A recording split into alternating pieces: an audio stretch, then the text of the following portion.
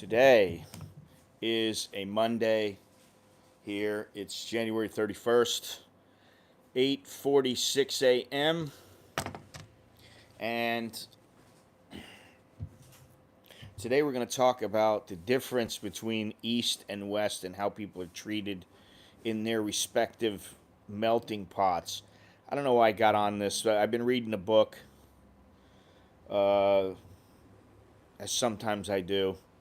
And in the book, it was talking about the differences in how people do things. And so it got me on this, and I started thinking about, hey, if you were going into the United States and you're an expat or an immigrant, however you want to put it, you're going to be treated quite a bit different than you are treated elsewhere, like in the East. And I'm talking about, say, in Indonesia, in Thailand, in Cambodia. Uh, it's not going to be. I think personally, I think that people going into like the United States, I think the United States is way, way too easy on the people coming in. And I know there's a process that's very difficult for them, but I think for the people, especially the people who come in illegally, I think they're treated far too nicely. They allow far too much to go on, and that's what we're going to talk about today. So, but before I get started, right now the Thai baht is 33.46 to the dollar. Air quality is 80, and which is moderate. So, in other words, it's not too bad. Temperature is 80 degrees Fahrenheit, 92 is the high, 76 is the low, and the feel like temperature right now is 88 degrees and it's 86% humidity. It is quite humid right now, and like I said, and I've been saying the last couple of days, the hot season is upon us. So if you're coming here or you live here, you know it's quite hot. Well, it was my book, Andy. Don't you remember? It was my book. They call me Farang. Actually, there's another one, Ask Me Anything. Could have been either one of those. And with that, I will say, um, do me a favor. Leave me a thumbs up. It's supposed to help with the algorithm. Uh, if you haven't subscribed already, please do so. Remember to click the notification bell and go down in the description, figure out all the ways that you can, in addition to watching and contributing to conversation, there's a lot of different ways you can help support the channel. I'd appreciate any of them, so thank you very much. Yeah, you can get yourself a shirt. There's 3 different kinds of this American in Bangkok shirt, and one of them is just a little emblem. And then you got this one, and there's another one as well. Sid, he's ripping down our wooden wall. Hey! He's really done a number on that wall over there.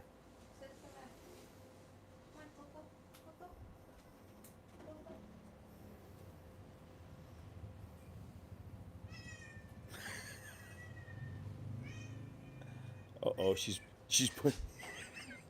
putting him in the cage. She's putting him in the cage, and he does not like to go in the cage. We have this really. It came with the house. We're renting the house, and it has this. Only way I can put it is hideous wooden paneling on the wall, and in addition to being hideous, for some reason, and I think it's because of his claws, he likes to just stretch out and then just try to pull down the panels. And he has already done a number on to the left of me, but over ahead of me in the corner, well, let me just, I can show you. Let's see here. Let's see if I can do this here. You see there in the corner what he's done to the wall and what he's done here. It's not real pretty. He's done a number on it. But you know, it's what cats do. So anyway, let's see here. Uh, yeah, good boy, Sid. Yeah. Nah, he's a good little cat, but he's a cat. He wants to know everything, wants to be everywhere. He doesn't want you to mess with him unless he feels like having you mess with him. And if you mess with him at the wrong time, then he gets a little bit perturbed, and you know what that means. Um, Last night he wanted to go out. He grabbed my wife by her arm, grabbed her arm with his teeth. Now, didn't sink his teeth in or anything like that. Just grabbed her arm and tried to drag her towards the door so that she would open the door and let him out. So he's our first cat. He's my first cat for sure, and it's taken some getting used to. Um, but yeah, difference in the melting pots.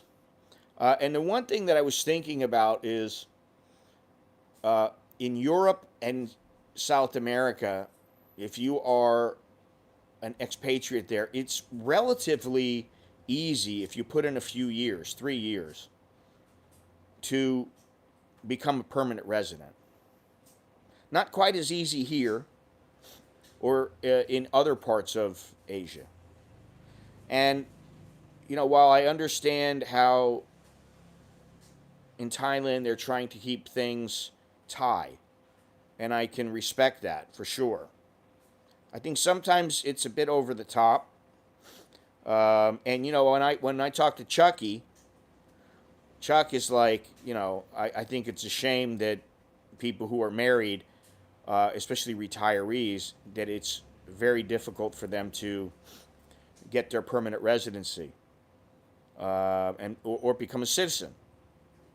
I certainly don't want to relinquish my citizenship and become a Thai just to become a Thai citizen. I would keep both of them if I was going to do that. But that's what I'm talking about, is the different mentality. And here in Asia, the mentality is uh, maybe it's more correct or maybe how it should be. I don't know. And that's part of the dilemma I have in thinking about this. Like many things, I'm just not sure. I'm not sure, where I am on it. I certainly don't want people to be able to come in here or in the United States just to be able to come in illegally and just bail, and then just the government loses track of them and they just live there forever. I don't think that's right. The completely open borders. I do understand day laborers and stuff like that. I don't think there's a problem with that. I think each country needs that. But here, I think things are a little more tricky. That's about the only way I know how to put it, and to put it in a nice way. I think things are a little more tricky here, and I'm curious what people think. Do they think that the United States is too lenient? Do they think that Australia is too lenient on the people trying to come in, or do they think it's right? Or what are your thoughts? I'm anxious to know this because while I know a little bit about the United States, yes, I have been out for a while, so I don't really know as much as if I was there every day for sure. Hey, Dowlo. Um, I do know about this place. And while I don't really consider it all that difficult to come here and live here, I think that when it comes to what I'm talking about, I'm talking to about if you really want to assimilate into the country ought to want you to assimilate in their country, and they can show you that desire for you to assimilate into the country by allowing you to become a permanent resident or a citizen, not just 100 people or a couple hundred people a year. That's a very low number, and that's about what uh, gets their citizenship here every year. It's only a couple hundred, 250, 300 people. Well, we're not talking about, the tourist things. I'm talking more about if you decided to move here or to say Cambodia. My buddy is, set on moving to Cambodia. He really wants to move there.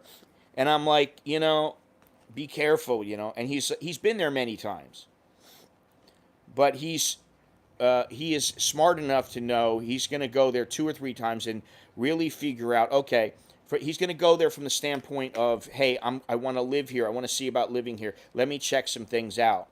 He's going to make a go. He thinks he's going to make a go, but he says, I think I'm leaning towards moving there. Now, I don't know. I don't think he really cares whether or not he ever can become a citizen, but in some cases, I think it's important. And, if you are going to become a permanent resident or a citizen, generally you need to show uh, tax money from from Thailand, earned in Thailand, and it is a lengthy process, and it is a bit of a pain in the ass, and there's no guarantees. And so, I think the the attitudes displayed in the government, um, they that people pick that up. People that are wishing to move to a place go, hey, it doesn't seem like they really want people there. And and when I've been talking about Ecuador and Portugal and some other places, Costa Rica, Panama, Nicaragua, these places they make it. They truly want to entice visitors to their country, and they truly want to entice expats to their country because they know in the long run it's good for their country, or at least in the short run it's good for their country. Maybe they don't know in the long run. I wish Thailand made it easier for long-term visa for younger people. For example, I'm 40, retired military. I want to retire in Thailand in the near future. Well, you can. The visa issue has me considering other Southeast Asian countries because of that. Well, you can retire here, or at least you can get a long-term visa. You're not going to be able to come here and say, am I going to become a permanent resident and am I going to be a citizen? That's not going to happen for at least 8 years from the time you come here, start a business, and you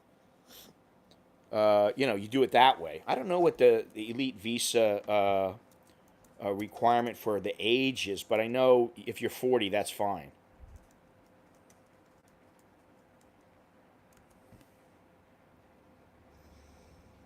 Let's see here. You need to be. There is no age limit required for the program apart from the elite ultimate privilege, which requires to be at least 20 years old. Yeah, but you're saying it's not possible. It is possible. It just doesn't fit your budget. That's what it is. So it is possible to come here. It is possible to stay here long term. You just don't want to pay, or you can't pay, whatever it might be. You're not in a position to do that, and I understand, but it's not like they don't give you the option. Some places will give you the option, and it's much easier. And I think that with the age thing, I do think maybe they should consider lowering it to 40. Um, because honestly, I don't think somebody who is 20 years old or 25 years old who decides to move here, uh, I think unless they are working, they are coming here to work, they have a job lined up, which they do ahead of time, and then it's no problem. They're here. Now, they're not retiring here, they're working. Um, Although, if they're married, there is no age limit, and you show the required amount. And so, it is possible, but they make it a little more difficult. So I do think, honestly, I think about 40 years of age is about the right age. I think 50, nowadays people are finding ways to, they earn, maybe it's, with property or rental properties, that kind of thing. And so, there are ways to do things, but they are not as easy, in my opinion, as in many other countries. And in the West, I think there is a very open and concerted effort to garner tourists and expats and to treat them well. And I think, being treated well is important, but it also, and I always say this, and I've been saying it lately, is, go where it suits you. Well, listen, if the elite visa is too expensive, then go somewhere else. And I don't mean that in a bad way. I just mean, you know, I get it. Go somewhere where it suits your needs better than Thailand.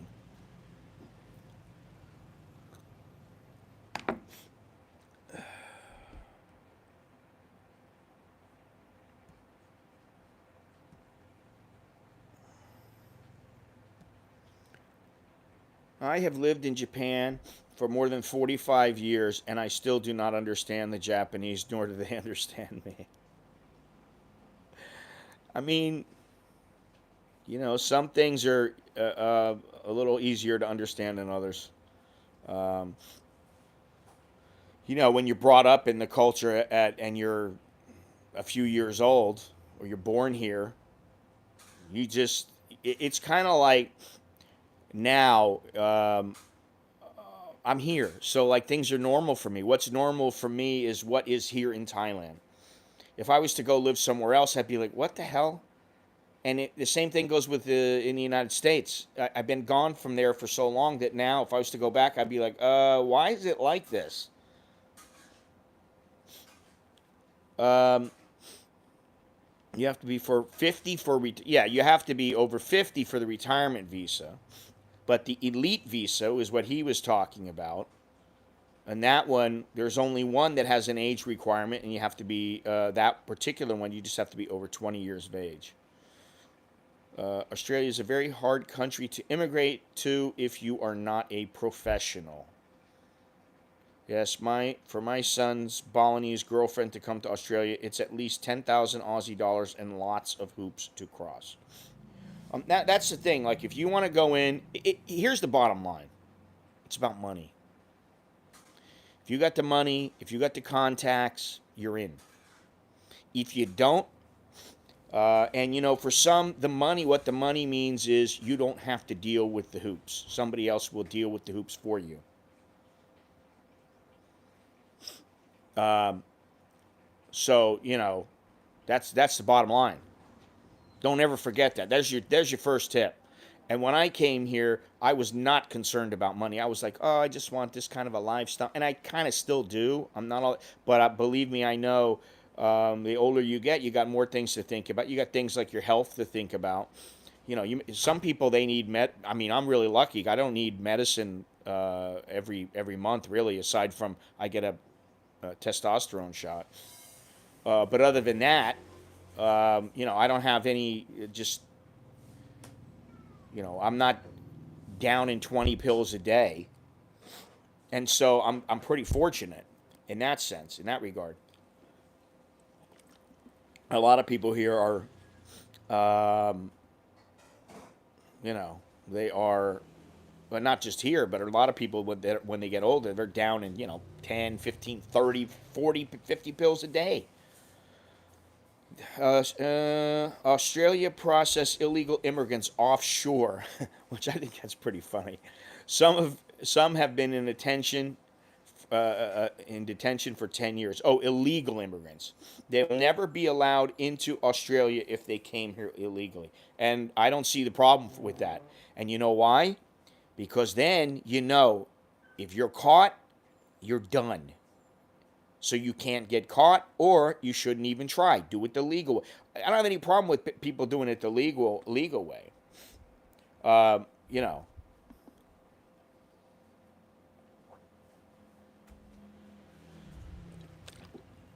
well, I mean, I know some Filipinos that are uh, in uh, uh, in Australia who they weren't born there. I know some Lebanese guys there, and Yeah, it can be done. It's just, can you get through the differences? Do you want to? And I do know some guys who have come here, and they're just the kind that they have a little issue. They have some issue, and the next thing you know, they're like, screw this place. They're ready to give up. Well, what did you think it would be? Everybody kissing your ass? Everybody just kisses your ass, and they just bend over backwards for you. You're the best. You're an Australian. You're an American. You're a Brit. We just love you. So this is not Mutiny on the Bounty where you landed in Pitcairn Island and all the girls on the island just treated you like you were a king. That's not how it is. It's not real life. Might have been real life back then when they went to Pitcairn Island, but it's not real life now. Good morning, Gennaro. Good morning, everybody.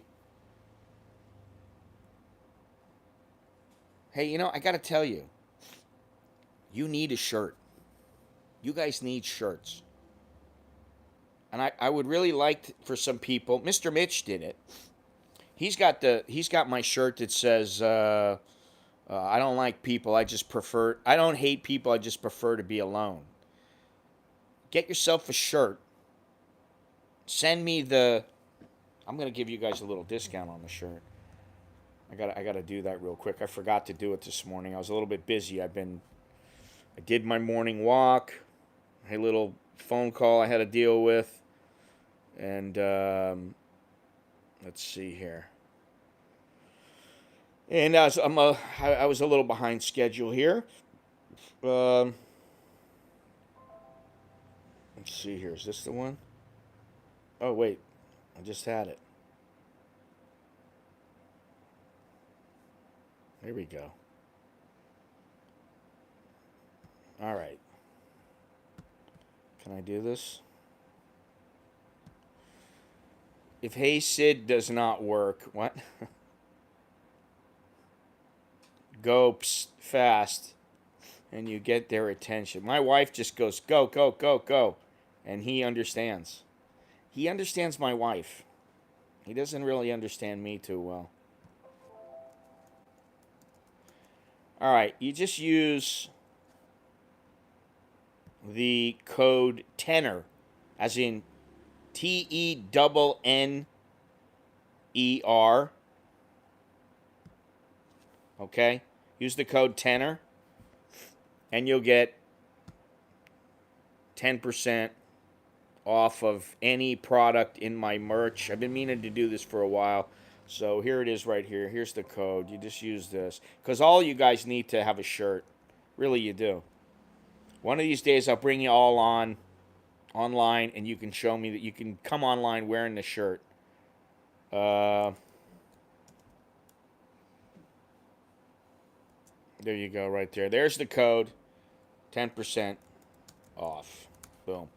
I saw a video of an expat retired in Hua Hin. He said getting medical insurance is difficult in Thailand when you're 70. Well, it's difficult just about anywhere. Because, most people who are that old have some pre-existing conditions. Insurance companies don't want to deal with you. If you were insured before that, your insurance companies will continue to keep you. If you weren't insured, it's going to be more difficult to get it, or it's going to cost you an arm and a leg. And I mean, you're talking about, let me think here. What did the guy tell me? $200K a year? Like $500 a month for your insurance.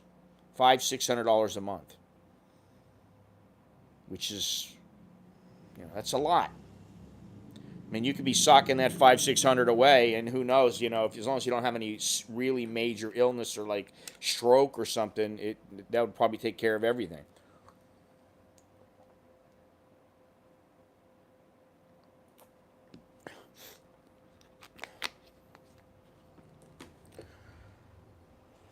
Yeah.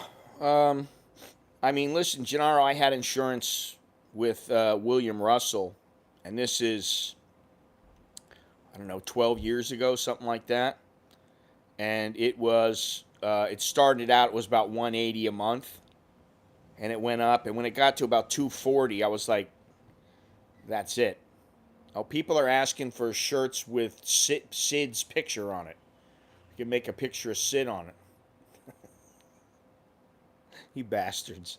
Next thing you'll be asking me for like a little teddy bear on the front of the shirt.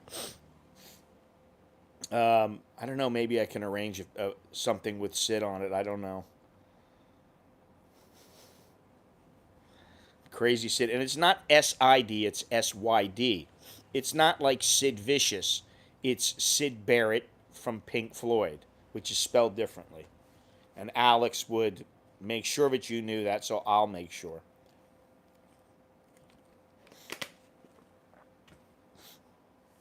Anyway, so in Australia, I know it's difficult to get in there. You've really got to show your value, and also, that's what it's about.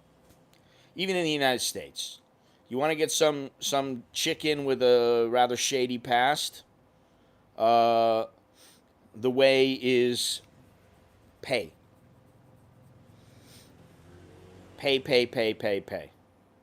Getting insurance everywhere is difficult. Good morning, Longhorns. Is difficult at 70 and above. You're a damn walking liability if you can still walk at 70. Listen, Jono is 67. I'm almost 60. Several times I have tripped on sidewalks and almost lost it, ate it. He has ate it and hurt his knee rather severely. And, there have been times I'm going up and down the stairs. I'm like, whoa, I almost bit it on that one. Came real close to biting the dust. And I think what happens is, you start getting a little older. You start just taking everything for granted. Your body's going to work. Oh, yeah, my body's going to work. And it doesn't always work the way you think it should work. And then the next thing you know, you're laying on the ground. You got a broken hip. You got a fractured hip. You slip in the shower. Whatever it is. Longhorns, you know about when I slipped. Where were we? Pattaya. Was it Pattaya or Hua Hin? I don't remember. I think it was Pattaya. We had rooms next door to each other, and I took a shower. I forgot to bring the the towel into the bathroom where I could just reach and grab it, and I stepped out into the living area, and I slipped and fell, and just my feet went up in the air, and I slammed down on the linoleum, and it was painful. And the only thing that saved me is I fell a little bit on my lat over here, and that kind of saved me because I didn't fall directly onto my hip. I fell onto my lat and kind of slid down. And yeah, that was all that saved me. And I thought to myself, man, that could have ended a lot worse. And and Longhorns heard. He could hear me fall. It was that loud. I mean, I'm not a tiny little guy. I'm not a wisp of a guy. So when I hit the deck, it made some noise. Good for you not being on lots of meds. Seems there are meds to take for the meds they give you. Yeah, I mean, there's, you take something and then it's like, oh, let me take something to counter that, and before you know it, that's what happens to people. That's what happens to kids.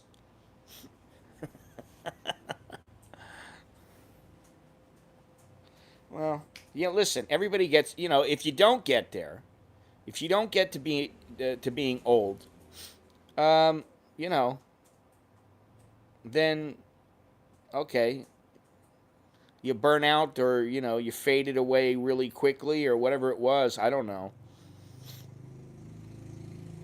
Yeah, there is a big difference. That's a big difference between East and West. Although it is permeating the medical industry, at least here in Thailand, where they're trying to put you into the hospital. They want you to go in the hospital. They want you to get things done.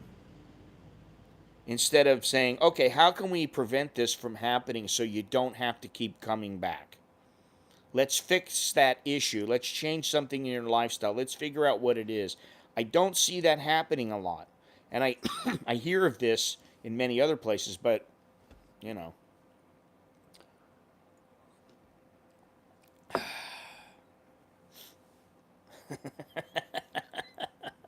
are you allowed to use that word nowadays?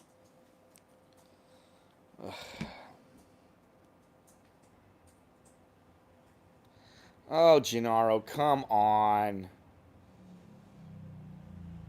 Oh my God, I had to wait 17 hours. Seriously, and that's like torture.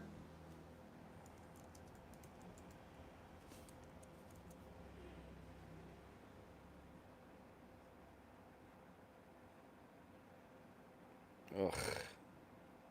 Listen, I'm sorry. I have no empathy. God, I have absolutely no empathy. 17 hours. Come on, please.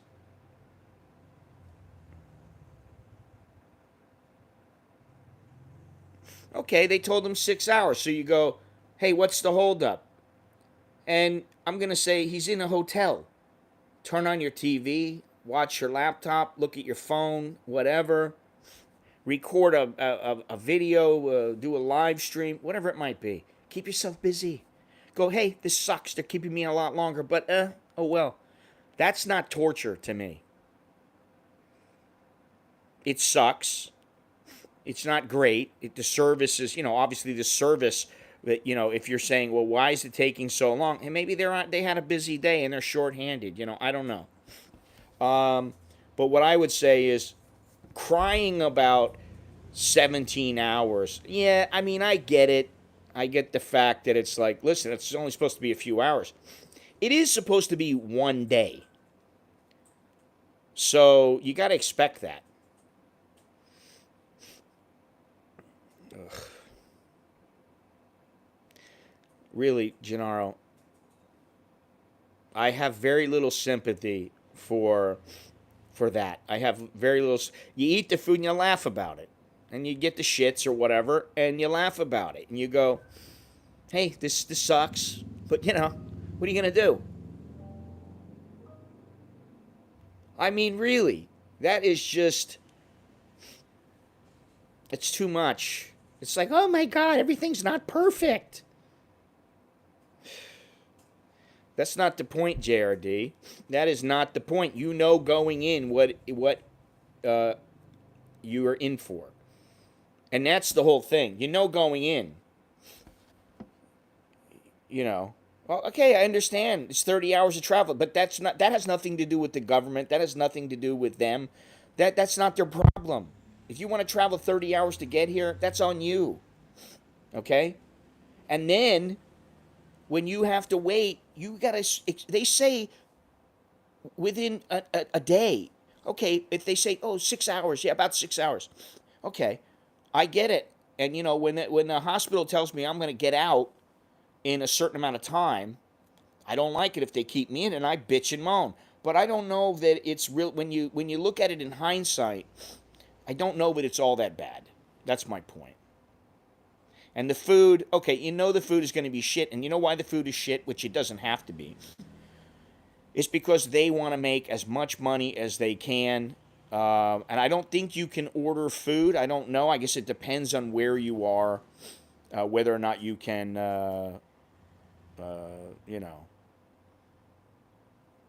Yeah, which that's a whole nother thing. The food is a whole nother issue. I'm on Japanese national medicines. Last year, two cataract operations cost 4,000 yen, or less than $40. Holy shit. That's fantastic. I thought it was like going to be like $4,000, and then I looked again. I mean, doesn't the whether or not you're allowed to order from Grab, I think that's up to where you are staying. But I mean, come on, it's one day. You can't make it through one day? I would say this. I don't know the guy. I don't know the guy you're talking about. I don't watch his stuff. I don't know anything more than what you're telling me. But I would say, I'm sure he was fine.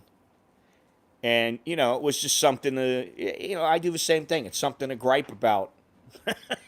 It's, what are you going to do if you got nothing to say, oh my God, it was the best? Well, then it's like, okay, well, what am I going to say? It was terrible. But who knows? If you land at 11 o'clock at night, do you expect to have everything by 7 in the morning? I don't know. I wouldn't.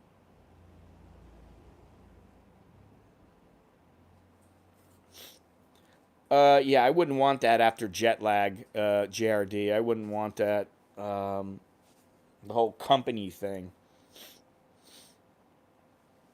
Yeah, I mean, listen. I'm not either going either way. I'm not for the guy or against the guy. I'm just saying when you look at it from the perspective of how some people have been and how they've had to be in quarantine for 2 weeks and that they've had some food that they might not like for that entire time, and they were they drank every day and they couldn't drink, and then you look at it from that perspective, it's a pretty minor thing.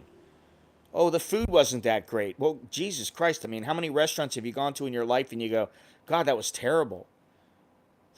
My wife and kids went to a Mexican restaurant in New York, and I was expecting, oh, it's going to be so good. I'm dying for Mexican. We ate it, and it was shit. And I was like, ugh.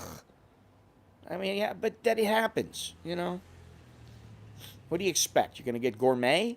I didn't expect that. I expected decent Mexican food. I didn't get it.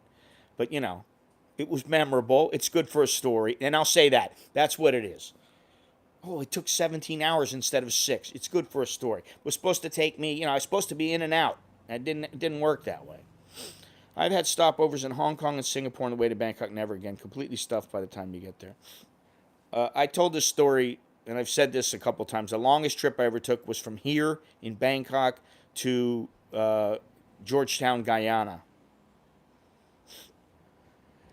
And it was 44 hours when I got there. It was 44 hours until I got there. And I got there at like 1 in the morning. I knew absolutely nobody there except this one guy who had, sent an email.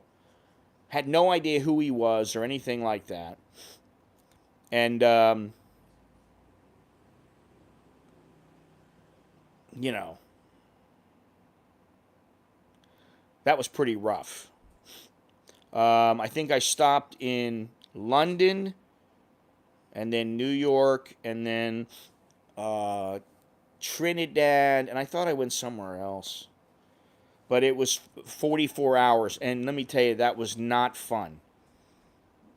It was not fun, but you know what? It was an experience. I was like, hey, I look at it as it's an adventure, really. That's how I looked at it. It's an adventure. And you're in the middle of it, and you're like, this sucks. But then, hey, what am I going to do?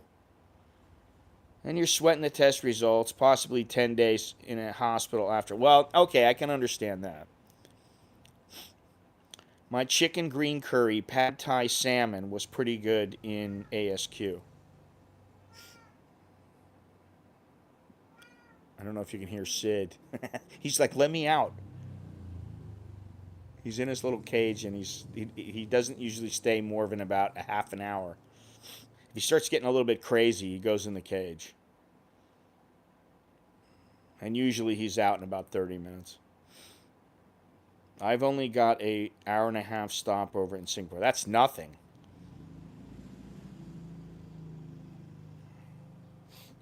From Thailand, from the U.S., I've gone the New York to London and then Bangkok route. I've done from the Miami to New York to Amsterdam to Thailand route. And then I've done the LA to Tokyo to Thailand to Bangkok, LA to um, LA to Taipei, and then also LA to Korea.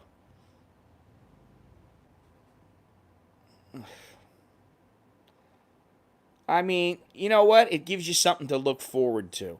Hey, I'm going to get myself a nice meal, a really nice meal after all this crap food I've been eating, or you just don't eat. You bring your own. Bring some protein bars, bring some dried nuts. You know, what's the matter with that? You can get by on that for a day. Changi Airport, uh, they got their act together there. It's a bit much walking around there. I like it. You can get whatever you want there, but that's how it is for most places. I went to Beijing once, but it was for the Olympics, and they basically held my hand the whole way, and they were fantastic. So I didn't really have to deal with anything in the airport, either uh, going there and then coming back. They really were. I will say this about them.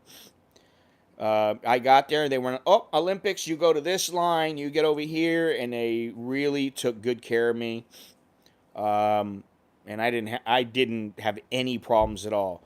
Shanghai was a different story, and Shanghai was not a good airport in my opinion. I don't like Shanghai's airport, and the cold. I'm not worried about that. So I think in China, it's kind of like this is what you get, and it's too bad.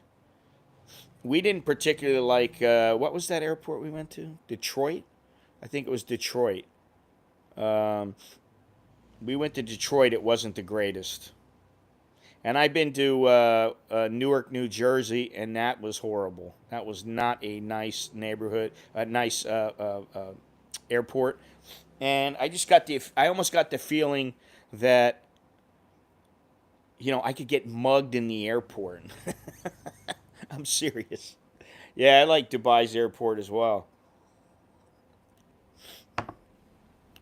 About an hour and a half drive back to the other joint, maybe still streaming when I get there. Yeah, maybe, probably, perhaps.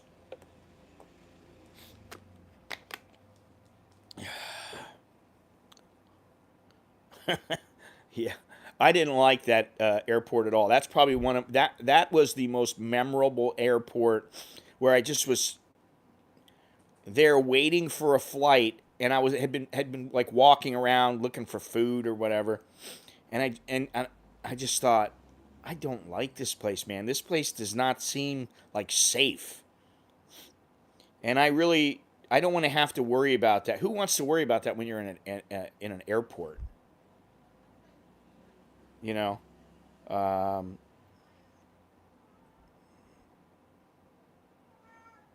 Carlos, what's happening? You hear the cat? You hear the kitty cat? He's talking. Shanghai airport sucks. I lost a lot of tech stuff with the confusion. That's security. Yeah, I mean, that's why anything of value, tech or otherwise, goes in the backpack. It goes on my person, and yeah, with the security, that's the thing with the TSA, man, and uh, I don't know. I just don't get the same joy I used to. Things are a little bit different now than 40, 50 years ago when it comes to the airports. Quite a bit different.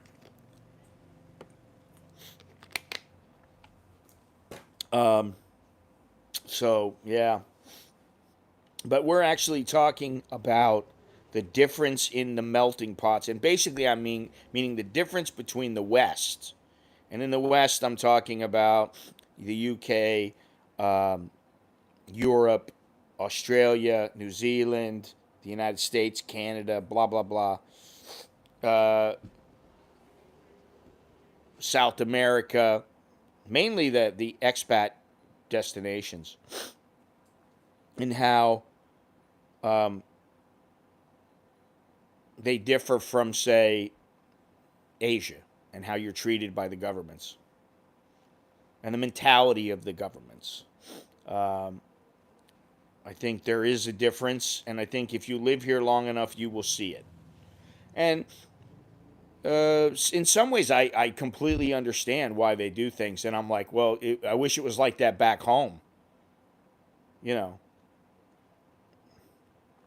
But then in other ways, I'm kind of like, hey, why are they doing it this way? Thai Airways was nice, big, comfortable seats, nice attendance. Same with ANA. Yeah, I find Thai Airways has taken a little bit of a hit. Things have dropped a little bit. But yeah, I used to fly Northwest. And actually, I did fly Northwest. I think it was from,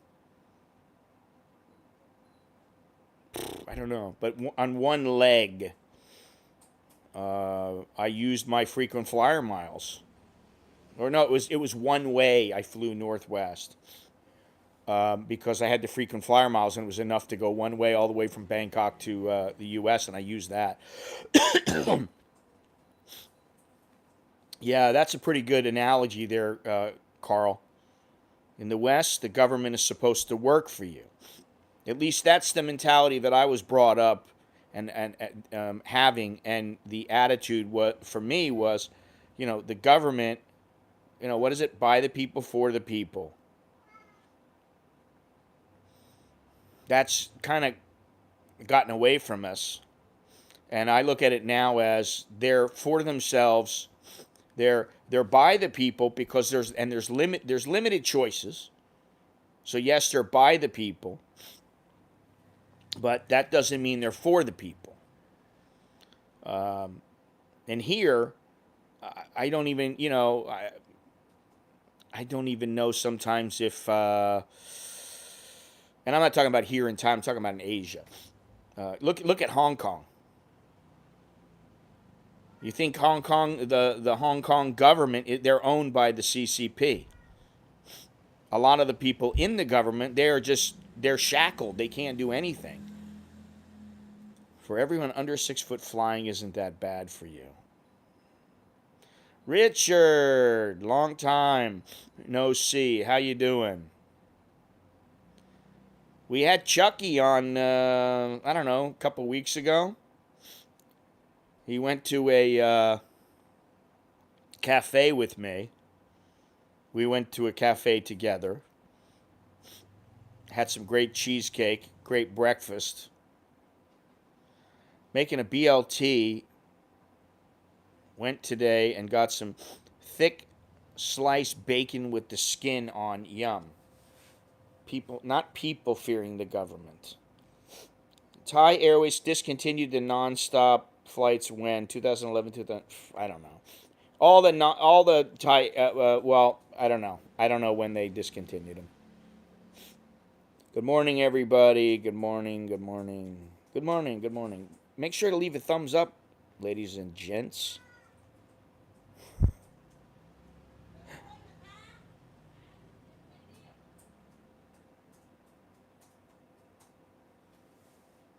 Listening for sounds. Hawaiian Airlines seats were uncomfortable, and I'm 6'1".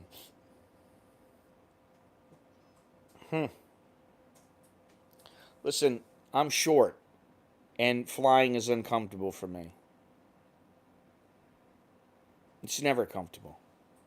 And, if you're sitting for a long time, let's say you fall asleep, or you're just not moving for about 3-4 hours and you just don't get up, then you get up and you're stiff and you got to move around, and it's just uncomfortable, man. I don't like it. I always try to get up like once an hour, once every 2 hours. But that 44-hour flight I took, man, that was that was rough. And then the next day it was like, okay, well, we'll be over this tomorrow afternoon, pick you up. I'm like, okay, and I still wasn't right. I don't find flying all that enjoyable anymore, to be honest. You know, uh, it's just not like it used to be.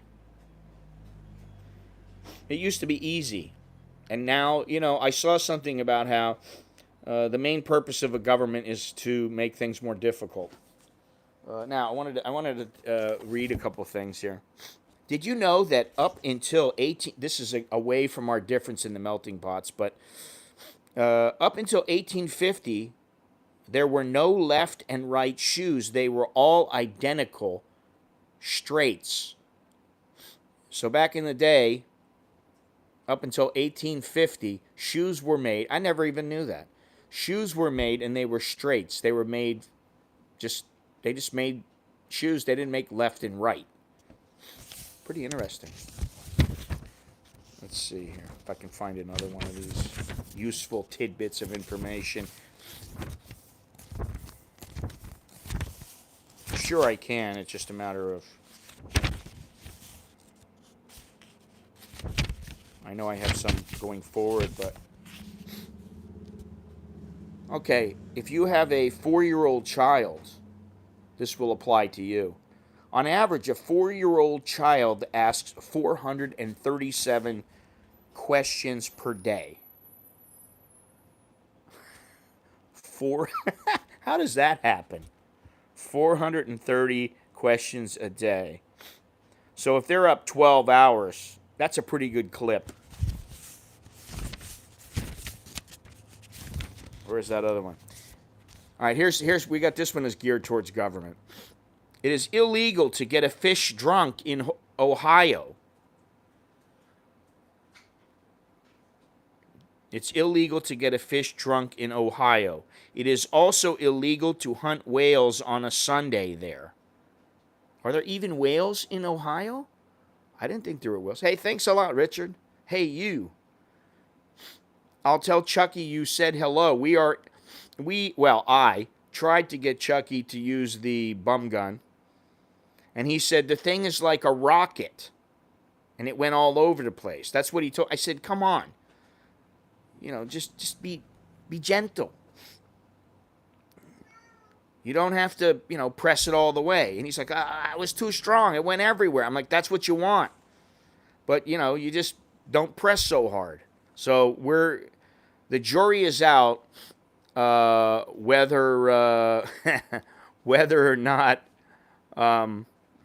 he's going to be able to do this or not. But anyway, that's your useful information for the day. In Japan, the best sushi chefs prepare octopus by giving it a lengthy full body massage while the creature is still moving. So they prepare it to be killed and cooked by giving a massage. Some Buddhist monks can raise their skin temperature through meditation. Sometimes they can even start steaming. I did not know that. What kind of whales are you referring to, JRD? One more here. Sleeping on the job is acceptable in Japan. It is viewed as exhaustion from working hard. Some people fake it to look committed to their job. That's great. So I can just act like I'm asleep, and that would mean I'm exhausted. This is related to the whole toilet issue. A woman in Singapore sat naked on her toilet for 902 days. She ate, slept, and showered on the toilet. To pass the time, her husband moved the TV in view of the bathroom so she could watch it. I don't know what would be the point of sitting on the toilet for 902 days. Here we go, Australia. In Australia, hurricanes were originally named after local politicians that the weatherman didn't like. Did you know that, Australians? Here comes Sid. Plenty of whales nowadays. Yeah, I guess it depends on what kind of whales you're referring to. I would think that Chuck enjoyed that. Yeah, I don't understand what the deal is with him and that. I don't understand. It's not that difficult. I'm like a little kid can do it. How is it that you are not capable of figuring that out? Um, in Texas, we call it hogging. Sundays are for whales if you don't land anything on Friday and Saturday. Hogging? Oh, God.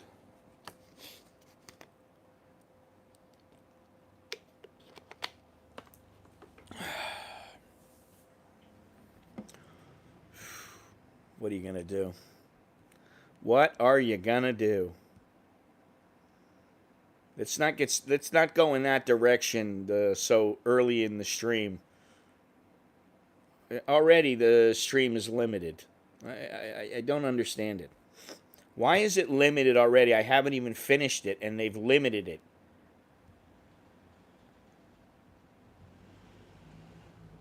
I don't get it. Where is Chunky Boy? Chunky Boy, also known as Chuck, or Bumgun Chuck, or Ass Crack Chuck. Um, he is here in Bangkok. He's here in Thailand. He made the transition. He flew over here.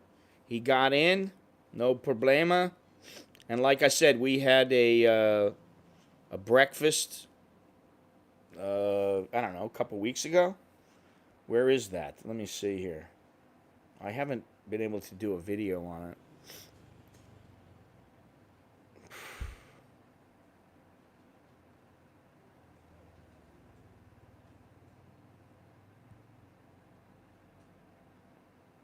I like to angle it a little towards the back because I don't want anything ending up in the wrong spot. If you know what I mean. Richard, here you go. I'm going to put this up for you.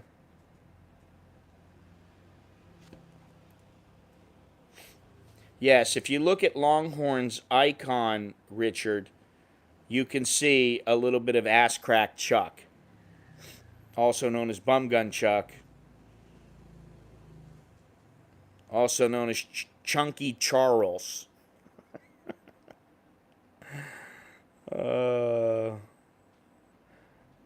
Dude, learn how to spell Chowderhead. Please. Use a W, not a U. Get it right. Yeah, you don't need any debris back there.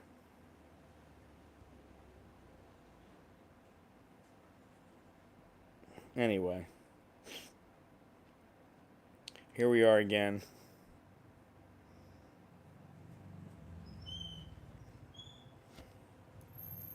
Anything happening in this country? I don't think so. To be honest, I think everything is going as it should, although today is the day, tomorrow is the day, rather, when people can start applying to come back into Thailand. There are some proposed requirements for a 10-year visa, but they are not really getting into specifics yet. And so I don't know what good it is to even release the information. Let me see here.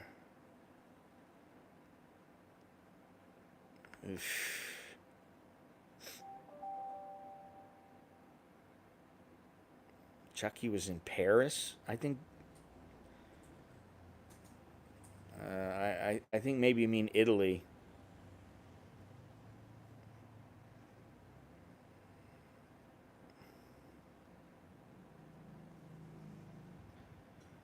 All right, so the airport staff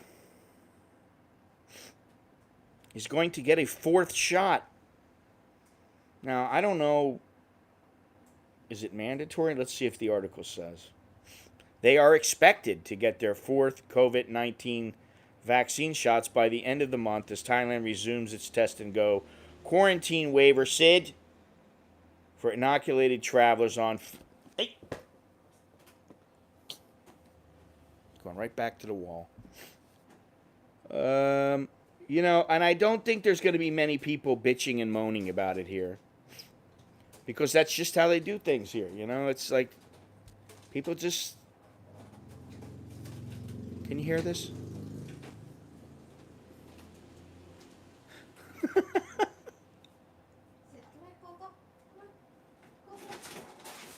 Oh, when he wants when he's about to go out, he comes running. That's how you get him. That's how you keep. Oh, you tricked him again? Why'd you do that? Now he expected to go out. He talks to her. I mean, he just makes all kinds of noises. He's a crazy little feller. Crazy little feller.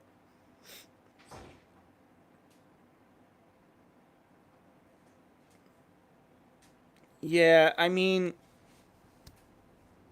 the Philippines being open, I will say this: be careful if you're traveling. Go in knowing there is a chance you could have to quarantine somewhere. There is a chance things might change. I'm just saying, it's not like you can just jump on and go, hey, as long as I stay out of trouble, I'm going to be okay.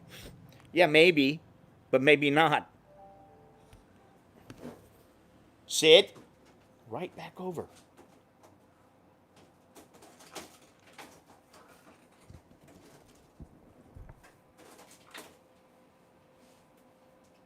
Oh, you can't see him. Oh, what did you stop when he knew that you were coming?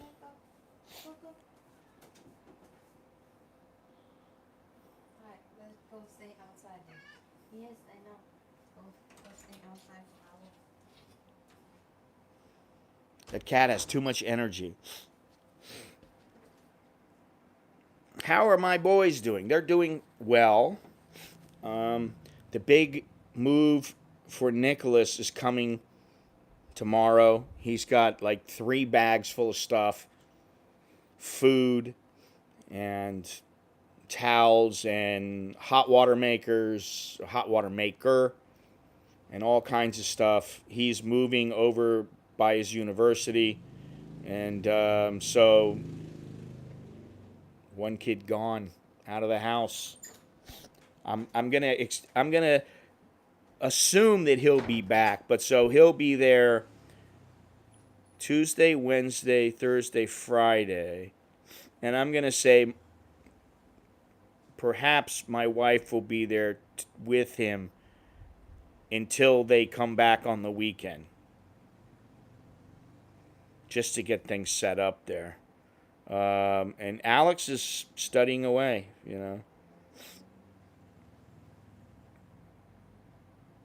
You stay at the hotel of your choice for 2, 3, and 4. That's the way I understand it, Carl. Yes. After 10 years on retirement visa, you should have option automatically convert to permanent residency. Well, should or I mean, um, you know, they should do a lot of things, but they don't. And we all have our ideas, of what should be done, but I don't see them happening. I think they want to keep as few people as possible from getting residency here, permanent or otherwise.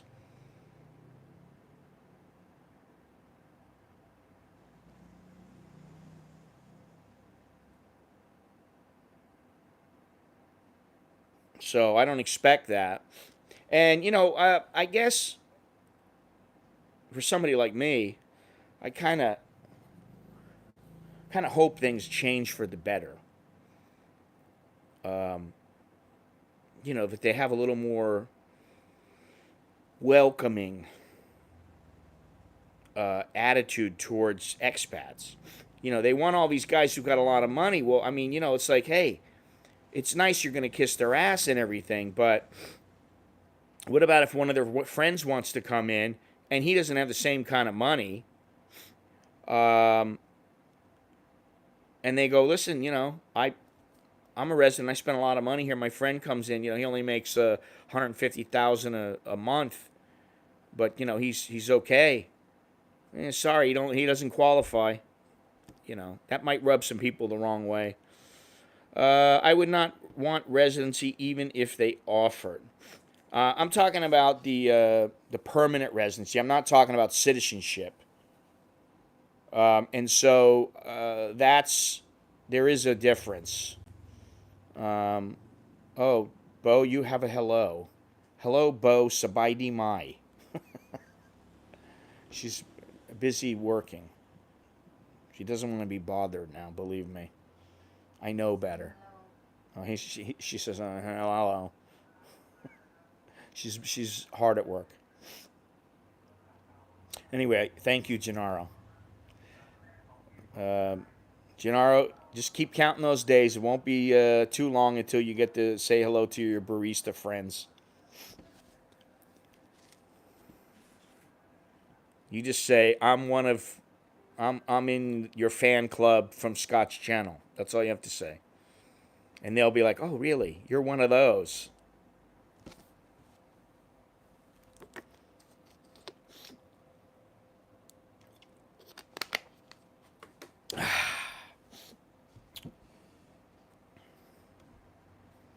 I have an appointment to apply for Mexico residency this week. Very simple requirements.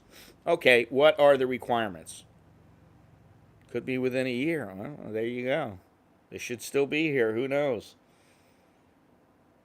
Um, I have mixed feelings on Mexico, and I know that they've made some progress. I've been to Mexico quite a few times, and on it's like anywhere else. On the whole, people are very nice. I find that in most places, people are nice.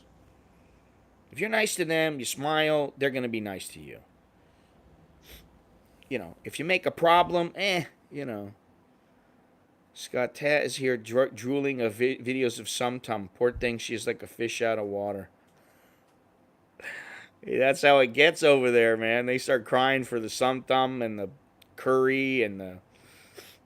Maybe you can go to a little Asian market and get the ingredients and have her make some up. You know. This time next year. Wow, it's that soon, Gennaro. That's really soon. I didn't know it was going to be that fast.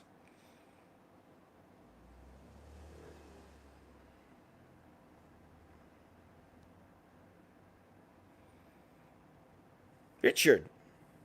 Oh, thank you, Richard. Thank you once again. How are you doing, Mr. Richard? We have not seen you in quite some time. And I'm sure Chucky will be happy to hear that you are alive and well and doing just fine, and that you came into the stream. I don't know why Chucky does it. Well, he's probably sleeping now. He doesn't get up until 10 or 11, usually. Um, but for whatever reason, he's not big on coming into the chat. He always wants to be in the video. And I haven't had the little video software. I meant to uh, try to tether my computer to my phone and to see if it would be decent, if the bandwidth would be good enough to provide good, clear video and audio. I meant to do that today, and I just forgot. I got caught up doing things, and I forgot about it. But maybe I don't know if I'm going to stream tomorrow. Uh, but the next time I stream, I'm gonna try to do that, and I'm gonna see, and if I can get it to work, then I'm gonna try with the service again, the software, and then I can start bringing people on. I know Soy Dog Cowboy would, we want to get him on, and we want to get Chucky on. Whatever happened to Fidelity Quester? He's still alive and well, I guess. Um, he's into he got into his health, and he really started getting healthy, and then he sent me a message and just said, I just want to get off the internet and not spend much time on the internet. I did send him a message, and he said he's doing fine and all that, and then Jono talks to him once in a great while, once every couple of weeks, and I guess he's doing all right. you know Same. I haven't heard from him in a while. I haven't heard from him in a while. Last time he said, he found a second job or something because something happened with his original job, and he was looking, he found a job, but it wasn't enough, so he got a second job, and now he's really busy, and, yada, yada, yada. Offering residency would encourage investment and take away the visa issue risk. It becomes uninsurable for health reasons in later years. Well, and then you could go to a government hospital here or something like that if things were that bad. Um, but, the way that you think, John, again, there are some of the differences in the countries and the governments and their mentality. And, um,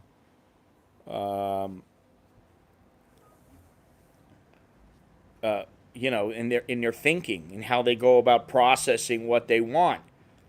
You would think that would sound logical, but to their logic and your logic are not the same. And I'm gonna do a couple of videos and maybe even get back to doing some blogs. I am gonna do them, and one of the things is some things that you need to get used to when you come here, and like. Hey, one of the big ones is, just don't expect things to be the way that you expect them to be back home. That's always the case when you go to a different country, but here especially. You might think things are going to be I've gone into situations with the government thinking, man, things are going to be horrible. This is going to be such a major nightmare. It's going to be a pain in the ass. And then I go there and it's like 5 minutes and they were super nice and it was so easy. And I'm like, what? What happened? Why is it? And then I'm like, okay, you know, Mexico, $2,100 US a month or 35,000 US savings investment for temporary residency. Permanent with 3,500 a month or 140,000 savings investment. Now, are the bank accounts insured by their government, or what's the deal with that? 35,000's a little bit more than what the retirement is here. Obviously it's 800,000. So that's about what, 1.05 or something like that million. But that's temporary residency. That's the residency. That's not just a retirement visa, which you have to get done every month. Mexico is not, depending on where you are, it can be very safe or it can be very dangerous. It can be U.S. bank account or U.S. retirement investment accounts. Well, that's incredible. That's incredible, man. Really, that's fantastic.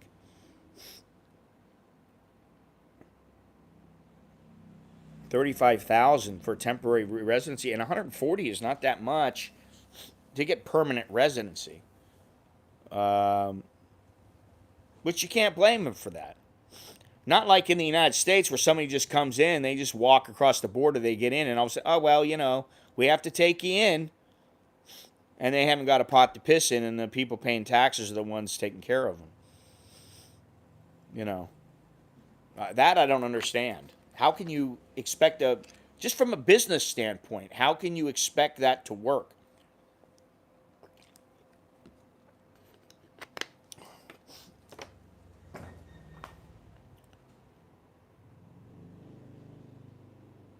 5 years, I think is now it's 500 or 600,000, which is actually cheaper than the 35. But that doesn't provide you with temporary residency.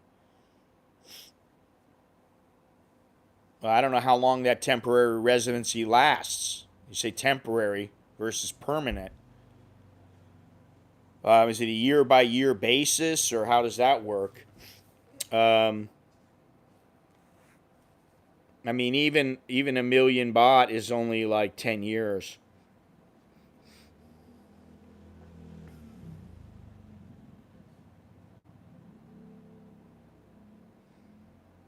Is the government logic you refer to an underlying theme of xenophobia that underpins the decision making? Not always, but sometimes for sure. But not always. Sometimes they just make decisions and it has nothing to do with, um, foreigners. They make decisions and it's like, what are they thinking? You know,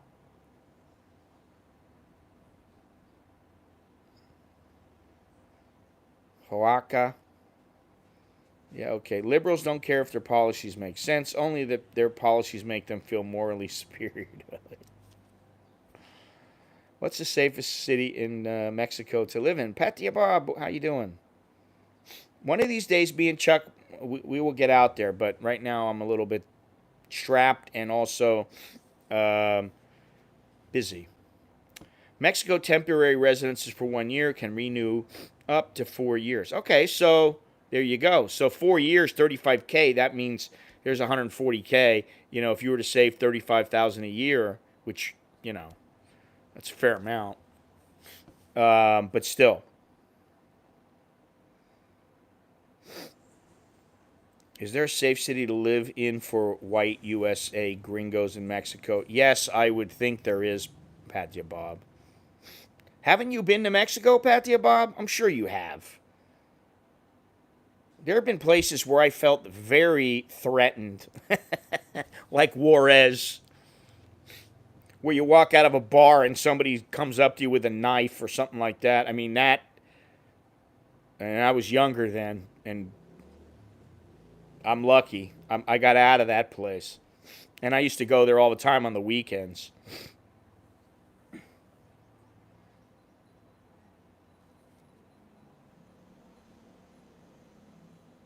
Yeah, that's a border town. And yeah, I mean, I used to go to what the hell's the name of it? What's the one with Tijuana? Uh, you know, I can do without that place. I can do without Juarez. But when it was Juarez, it was just, um, I was young, 17, 18 years old. Just wanted to go see something different, you know. And Tijuana, donkey shows and all that kind of stuff. I used to cross at Laredo all the time, no problems back then. What about now? I have very fond knife scars from there also. Well, that's not good, man. Yeah, I almost got stabbed in Juarez. And I was very lucky, I'll put it that way. I was very lucky. The guy who pulled the knife wasn't lucky. I don't know what the hell I was thinking. That was a long time ago, man. And I was so lucky when I think about it. Now you need a passport. Yeah, I don't think I needed a passport back then to go across the border. Easier to get into the US than to get into Mexico. Yeah, I just used to walk across. Yeah, that's what I remember.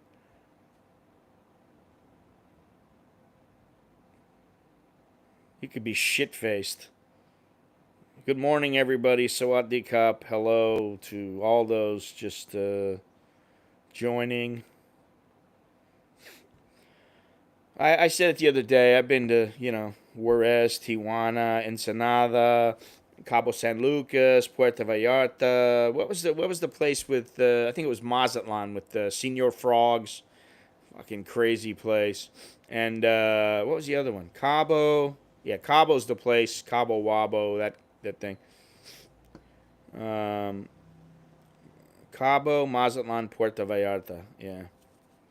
I think those are the only places I've been to. And Mexico City.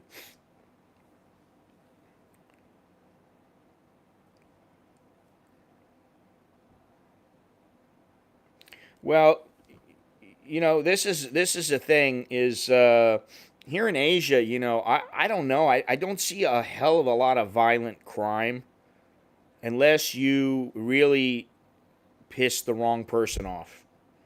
Like, and most foreigners are not going to get involved with those people unless they're seriously involved in the drug trade or something like that. And I don't know too many people that did that. I think the one I went to was in Mazatlan. It was either Mazatlan or Puerto Vallarta, but I thought it was Mazatlan. It was crazy, man. It was so crazy. I got a friend. Well, he's a bit of a friend. He's a boxer. He used to be world champion, and I met him in the Philippines, and I met his whole family, and then I got to know them, and I went out with them, and then they had another fight, and I was there, and then another one, and I was there, and so I got to know them a bit. And the guy's got he's got a gym in Sinaloa. He told me anytime you ever come to Mexico, come see me. And he's a guy. He's a guy. This is a guy. He's a little guy. I think he was a 118 pounder or something. And he told me, the only reason guys get into boxing is for the women. And I was like, what? Really? I thought you got into it for the money. And he goes, yeah, my gym makes money. He's like, I got into it for the chicks, man. I get to travel, and I was like, that kind of surprised me. These days, service members are advised not to travel to many of the border towns. What has the world come to? What is the world like now? This is not the world I grew up in. This is not the world that I had so much fun in and thought was so. Of course, your perception changes over time, and the world changes. Everything changes, but I don't know. It was nice back in the day when you get on a plane, and if you wore like a sports jacket or something and you just sat down in business class, they'd actually let you sit there. Or, if you were in a uniform, they'd let you sit there. Nowadays, I don't see that happening. The last time that I got bumped was going to Moscow. And, I've told this story before, but I was accompanying a fighter there and one other Thai guy. And I told the guy, hey, make sure you don't bring a lot of stuff, travel light, and be there on time. And he got there late, and he was not traveling light. He had like CDs and a boombox and all this shit. And then he was running late, and they were like, sir, we're going to board. You need to check in like right now. And he was over the weight. And so he wasn't able to carry everything with him. And he was all pissed off. He got pissed with me. And I'm like, don't get pissed at me. I'm like, I don't give a shit what your deal is. Don't get pissed off at me. It's you. I told you don't bring too much stuff. And he brings all his stuff. He probably thought he could get away with it or whatever. And then we get on the plane, and all the seats were taken, and there was no room in the overhead compartments. We had our seats, and we did, but they were all filled up. All the luggage area was filled up, and so the lady goes, how about we just bring you upstairs? It was a double decker, which what is that? 747, 757. I don't know. I don't know that much about the planes.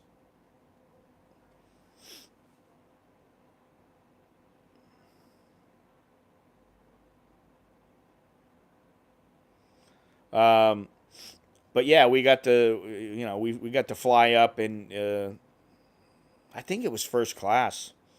I think it was first class, if I remember correctly. And I was like, look at this. I was like, you're bitching and moaning about, look where you are now. I'm like, go get some rest, man. And I was like chilling, man. I was chilling. It was so nice. Good morning, Jim. Weakness, corruption, dumb laws gives cartels power. Well, I don't know. I mean, there's as long as man has been around, there have been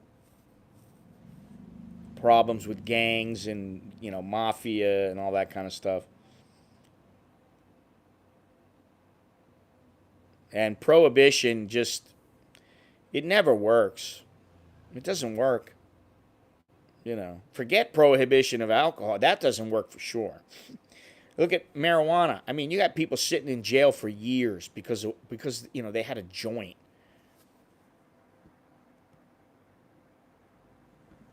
Many people come to Pattaya for a particular entertainment value. How does Mexico compare? Come on. Mexico has a scene there. but I don't think it compares to Pattaya. But then again, I haven't been there in God, I don't know how many years, 30 years, something like that. So what do I know? I will say this: when we went to, I think it was Puerto Vallarta, me and my buddy, we decided to take a little, wow, we took a little trip into the main area of the city, and we were looking for some fun. And what we found was, if you've ever seen the movie Salvador, which is probably one of my favorite movies of all time, um,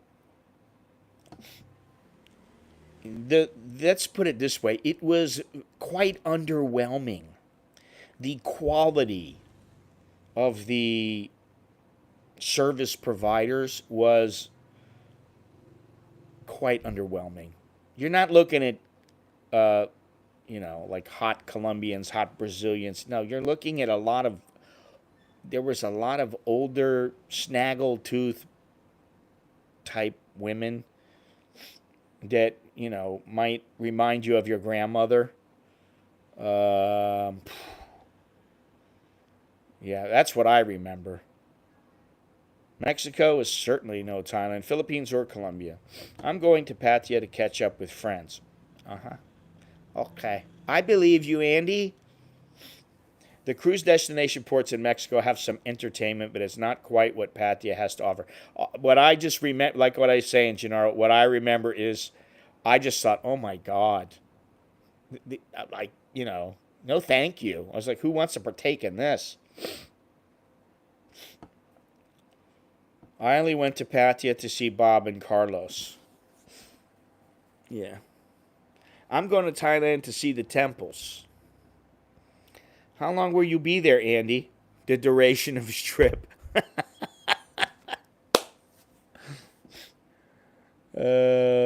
Lots of attractive women in Mexico City can find paper, play action, but not as budget friendly as Thailand. Pattaya on February 10th.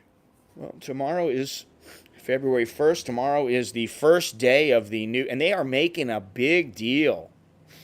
Oh, I've been to Cancun. I did go to Cancun. That's another place. Um, they are making such a big deal about this Thailand Pass, the second version. And I don't know. I mean, I know there's people going to come, but if I was just somebody my age now who's married and who's traveled a fair bit, I don't know that I would come. I would probably wait. That's just me. I would probably wait. Gennaro, I'm a Pattaya rookie. Andy Stubbs, I'll be here. Look me up. Andy, good times. Thailand passed the second wave. Longhorns have to fix that. Pattaya Bob, always looking to make people happy. Show people a good time. That's true. I mean that in a good way, though. Hey, 4 days in Pattaya, then hiring a car to do a coastal trip down south for a couple of weeks. Ooh. Why are you hiring a car? Oh, you're hiring a car. Okay. I thought you meant you're going to get a car and you're going to drive it. Me too, Longhorns. I will be back on March 10th. Oh, that's a long time, Carlos. That's a long time. It's like you're doing 30 days in the hole.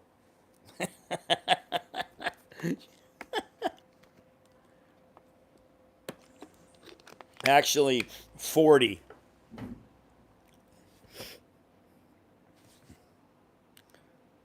I'd rather meet and hang out with more old guys than Bob's building than chase women. You know, there is going to be a time in the rather near future, and I mean in the next year, where there's going to be enough people coming here at the same time that it will justify a meetup. I'm saying there'll be at least a dozen people coming in, and then there's all the people that are already here and people that I know that are locals, and so it could turn out to be a nice little get together. At least I'm starting to think that way now, and I don't usually think that way. Just because people don't always come at the same time, and they're not. But I think that that's starting to change now, and because everybody's been gone so long, they wanna come back. Listen.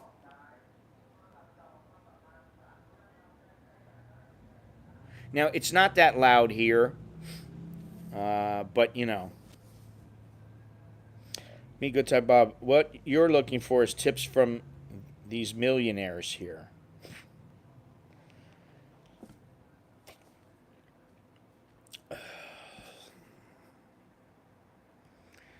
Let's see here. Proposal. All right, so there's this 10-year visa that they're drafting and they're proposing. You need to be at least 50 years old. You need to be able to deposit 250,000 baht into a Thai bank account, which is really not much. And show an income from a pension of at least 65,000 baht a month. I don't know why they're doing it that way. The exact requirements with regards to finances and eligibility are set to be announced in the coming months. Okay, to me that doesn't sound like that's real wealthy. That's only about $2,000 a month, and like $6,000, $7,000, something like that. Foreigners from these groups will also be offered 10-year visas, while the work permit rules will be eased with those eligible able to apply for a work permit and begin working as soon as they receive their visa, as opposed to waiting until the work permit comes through.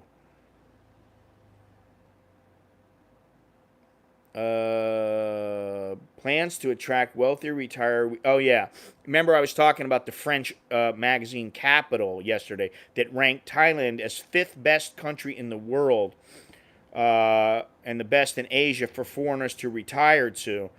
Thailand was ranked behind Greece, Portugal, Mauritius, and Spain, and then Bali was in that, I guess, top 10, along with Thailand. I don't know why they did just Bali, but I think it's because most people, that's where they retire to in Indonesia. And the criteria were cost of living, real estate, medical, cultural heritage, environmental heritage, food, weather, leisure activities, safety, difficulty in adaptation, transportation, convenience, and infrastructure. Thailand scored highly when it came to cost of living, real estate, and medical. So there. That's the deal. So, keep an eye out for some of you people. A 10-year visa may be in your future. Gennaro, Soy Dog Cowboy, Longhorns. All right, so let's see here.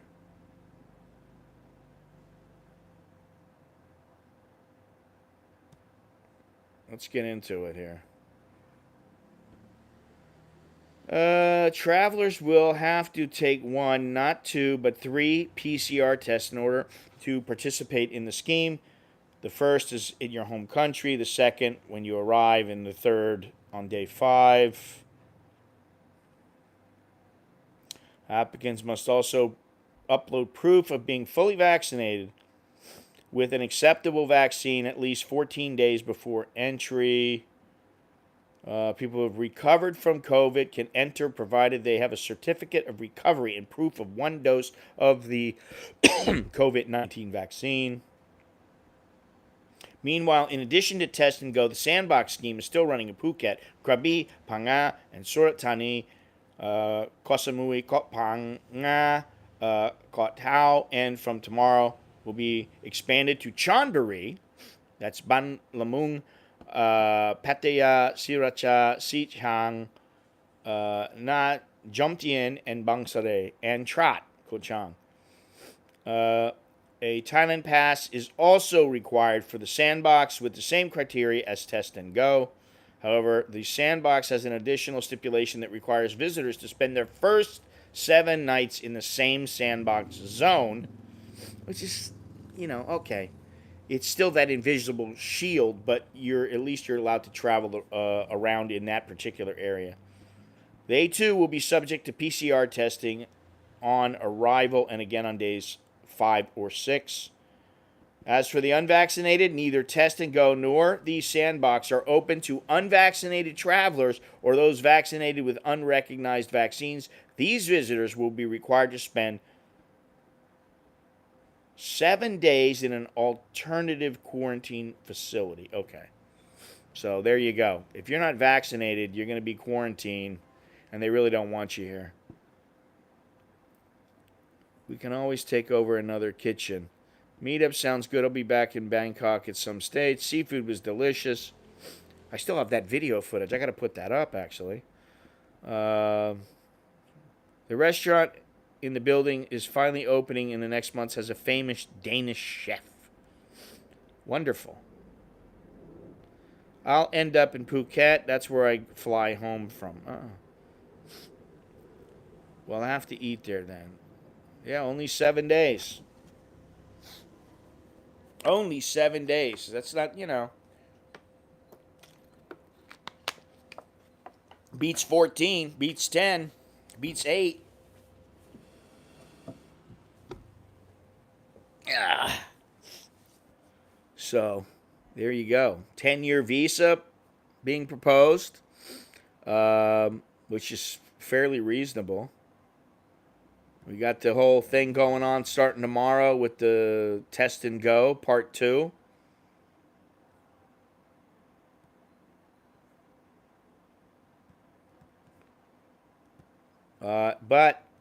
And I guess if you are into the vaccine thing, all the people at Suvarnabhumi Airport working there will be quadruple vaccinated. They will have their first 2 shots and 2 boosters, which I don't understand that, but that's neither here nor there.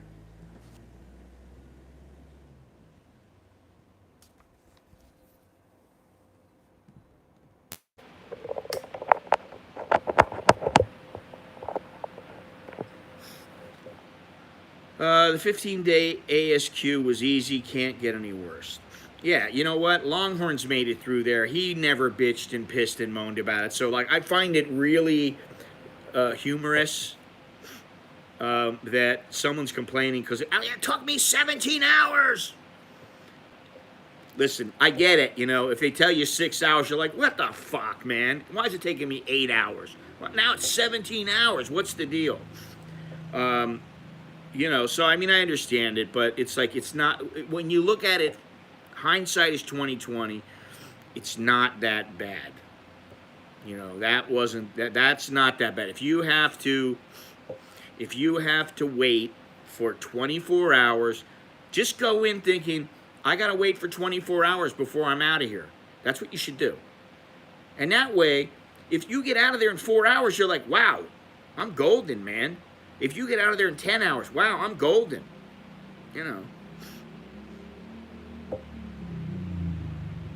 I thought they were going to start using that again, actually.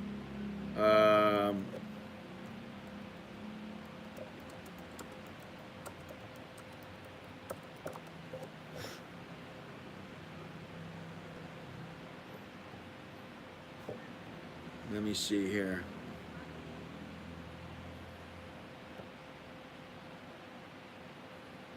Oh, it's canceled indefinitely. I thought they said something about restarting it, but maybe I'm wrong. That's too bad.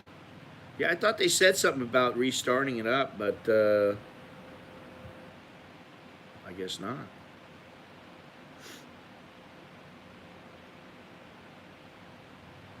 Permanently canceled. And then they have this here. Okay, that's not a ferry.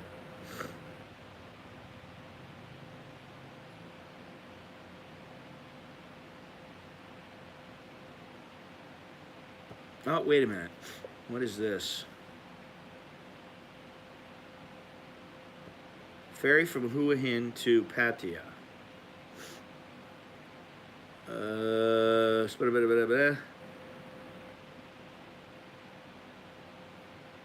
This is November of last year that this article came out.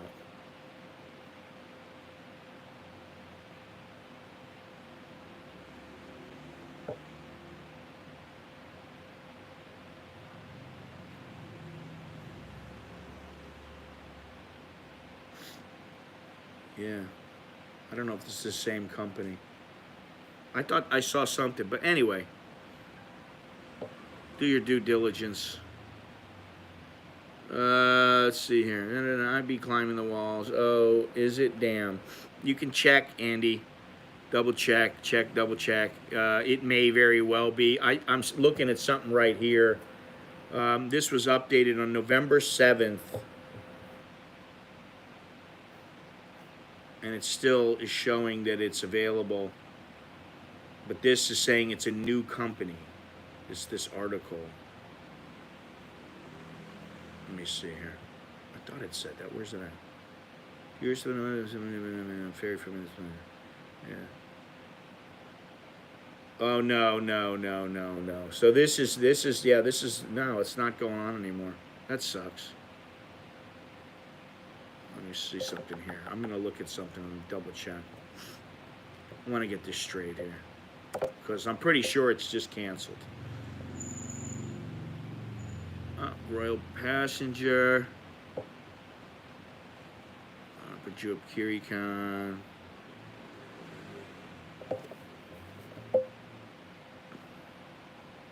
It's permanently closed. Yeah, here's the link right here on their Facebook page. And no, that's 2019. What's that going to show me? Yeah, it's canceled, so what are you going to do? Canceled because of COVID. COVID shut it down, baby.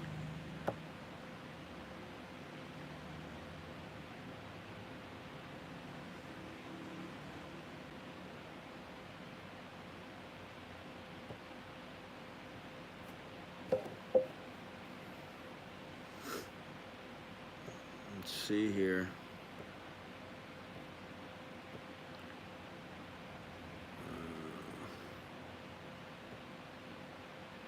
Anyway,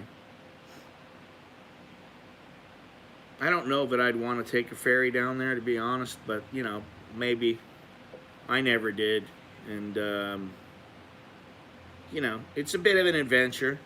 You go over from Singapore to Indonesia. They got, I forget the names of those islands. You take a nice little ferry over there. I think those are still running.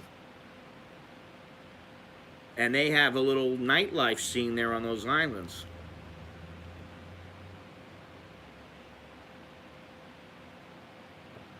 So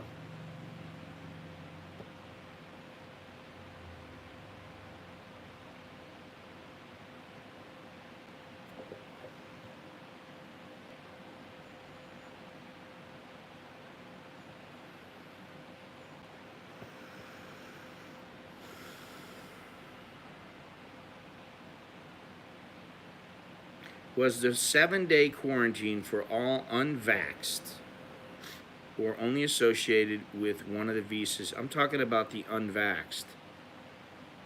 If you're not vaccinated, you can't get in on the Thailand pass where you just do it that way. You have to go into quarantine, which means you're going to be paying for a hotel room in that system, the ASQ, for 7 days. Yeah, the visibility today here is 5 miles, which is less than normal. There's zero wind and zero rain, but the humidity was quite high. It's probably a little lower now, but later in the day it'll go back up.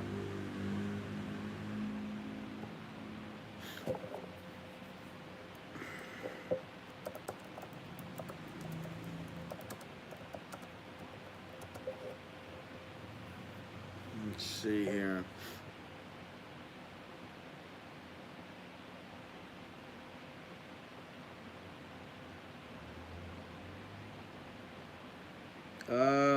Yeah, see, that's the thing. I thought that when they do the test and go, they're going to open up the land borders.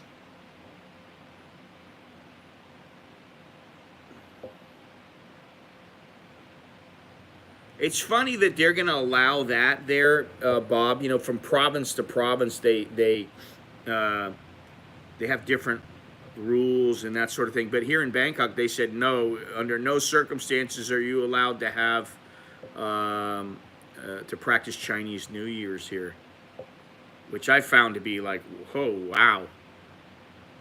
So I'm sure they're going to have things going on, but what I mean is they're not going to have the whole lion dance and the parade and the fireworks. I don't know, they might, but that's what I saw in the news. And you know, here in Thailand, the thing is you see one thing and then everything's completely different. Nothing's open, no bars open, and then all of a sudden you're like, wait a minute, I just went to a bar last night and they were serving me booze. What's the problem? And they found some little loophole or something, or they just don't care, and they just said, you know, or they paid somebody off. That's how it works here. Does that happen back in the United States? I don't see Songkran happening. I mean, we're already in February. I can't see 2 months making that much of a difference where they just go, all right, everybody go nuts. No masks. Everybody. Although, hey, the emergency decree ends on March 31st. So maybe they're doing that on purpose. I don't think so, though. You know?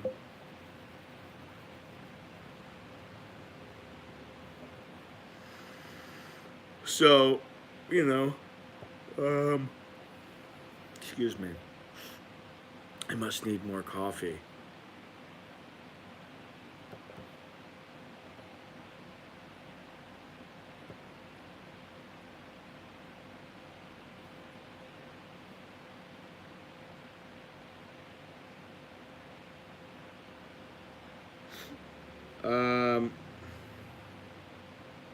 Let me see something here.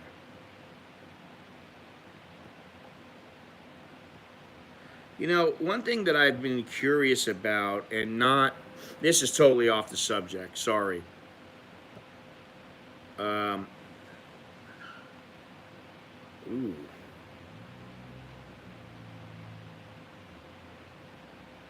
But that is about this metaverse. Metaverse. You know, what is the big deal with metaverse? Quite frankly, if I wasn't on YouTube, I would probably, at this point, I would probably just put something out saying, I would make an email address, make an email address up, make a new email, and put the email up, and say, if you want to get a hold of me, to all my friends who are connected to me here, this is the email address. If you want to keep in touch with me, you know, keep in touch with me. Some of the people, I would get their information, or I already have their information, and I would completely go off of Facebook. But I do use it for YouTube. Instagram, I'm not doing a whole lot of photography, although things loosen up a little bit and I don't have to think as much about wearing a mask and all that other shit. Getting locked down for by some chance somebody test me. Okay, maybe it would take more photos. I don't even know that I would put them up on Instagram. So there's Instagram go. Twitter, I don't give a shit about. That would be gone. But Metaverse, I'm kind of confused on what the hell Metaverse, why would they do that? What the hell's the point of it, aside from maybe sidestepping some laws? I just don't understand it. Metropole in Bangkok, I know about the Metropole. Small room, have balcony, comfortable bed, English channels, washer dryer, awesome Japanese toilet with a light and warm air dryer for the bum. Have to tell Chucky to check that out. Only 3-day quarantine in the metaverse. That's funny. I don't understand this whole metaverse garbage. And quite frankly, I find, I'm just saying, I don't know him, and I hate to, bash him without giving him the benefit of the doubt, but I don't want to give him the benefit of the doubt just from hearing him talk and seeing how he is. And that is the Zuckerberg. To me, he's a smarmy little fuck. That's what I think of him. I think he's a smarmy little fuck. And I understand in business, you got to rub a few people the wrong way. But I think he's just a devious fucker. Excuse my French, ladies out there. Men, you can deal with it. But any ladies listening to this, mom, excuse me for using the F word. But yeah, I don't get him, and I never have, and I don't like him, and I never will. And I don't even really like putting my links up in Facebook anymore. Honestly, I don't like Facebook. And since Instagram is owned by Facebook, I don't like them by proxy. And then Twitter. I mean, really, who uses Twitter? I used to use it for some news, and I curated the news so that I would get the perfect combination of news. I don't particularly like the whole Thai scene on Twitter. It's kind of like the old Thai Visa forum. I never particularly liked Thai Visa forum.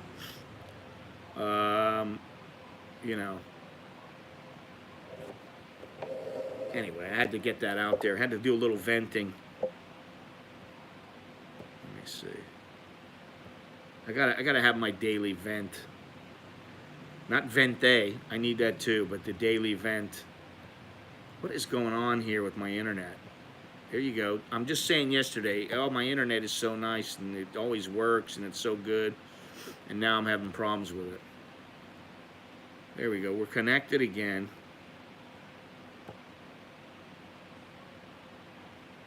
Once I start venting, people start going, "Ah, fuck him. He's gone off the rails again."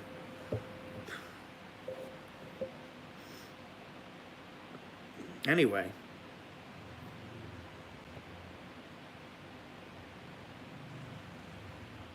Is this thing on? Can you hear me? Is there anybody out there? Or am I not coming through? Because I'm not getting any messages, and I don't know why. I had a disconnect, so...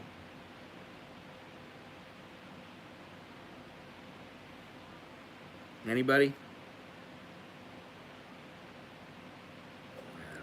Maybe I'm not working. Maybe it's not working anymore.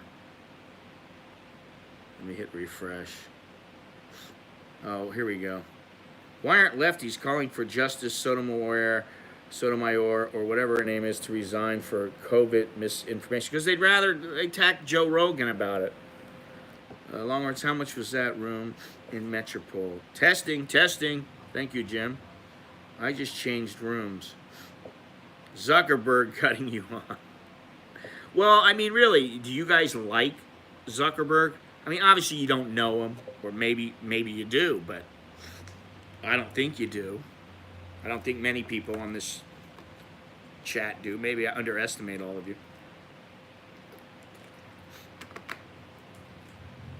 Best way I know how to describe him is smarmy little fuck. Okay, so 3,000, that's about 100, a little bit less than 100 a day. Which, considering what you're getting and what the alternatives are, that's not too bad.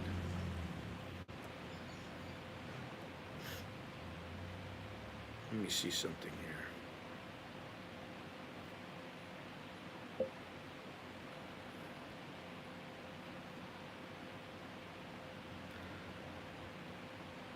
Jesus Christ, are you kidding me?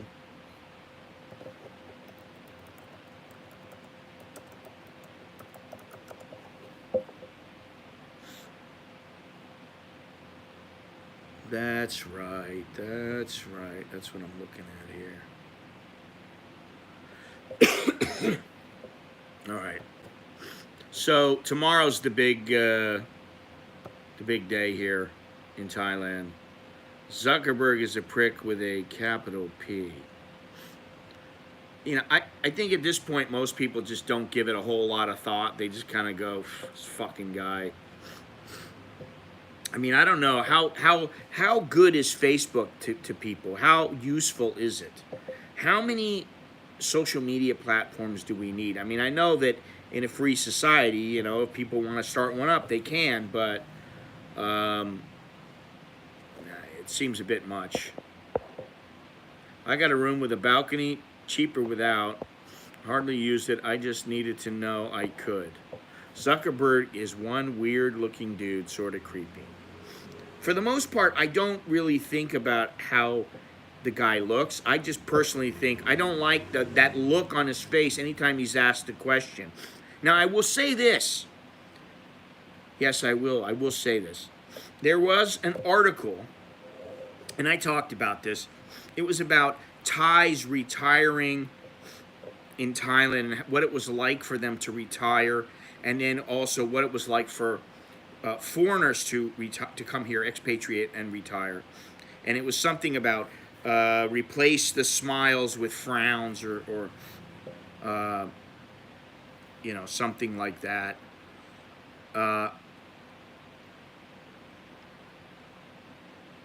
And yeah, the whole thinking about how the guy looks is not the point. But in that particular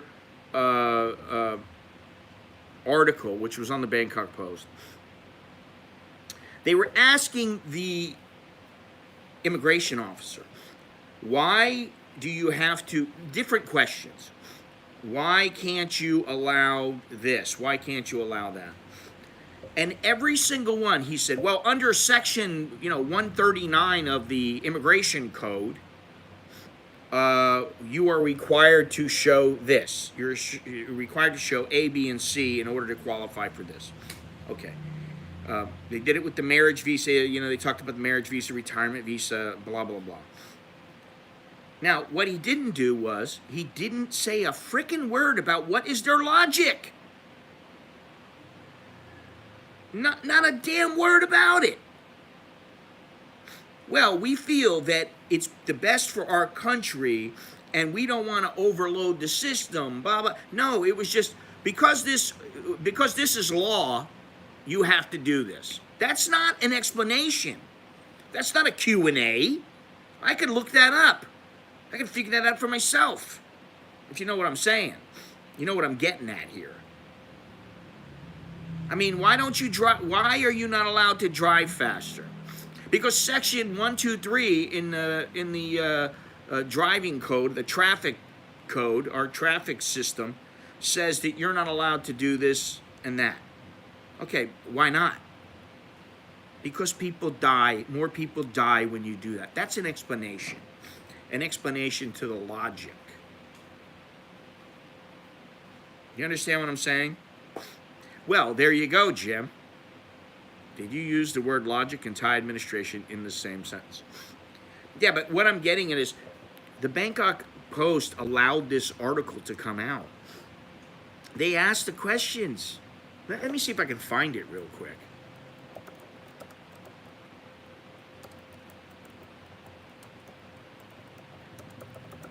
I'm sure I can. I had the one that was retirement, no mere snooze. And then the other one was grimaces replace smiles for retirees. And it was an interview. Law still imposes plenty of curbs on what foreigners can do. Now, let me give you some of the questions here. And they're saying Thailand was number 1 as a destination in Southeast Asia. Cambodia was 14th, Malaysia 15th, Bali 16th, Vietnam 18th. The index did not include Singapore. Right, obviously. Okay. Let's see here. Why are foreigners with a 1-year? Here's this. I like this one. This is what I was initially talking about. Why are foreigners with a 1-year visa or more required to report to immigration office officials every 90 days? They are required to do so under Section 37(5) of the Immigration Act. However, to make it more convenient, they can do so via postal mail or online.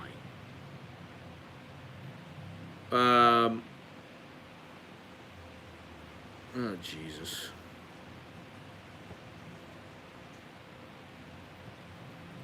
So I guess what I'm getting at, and if you can see what I'm saying here,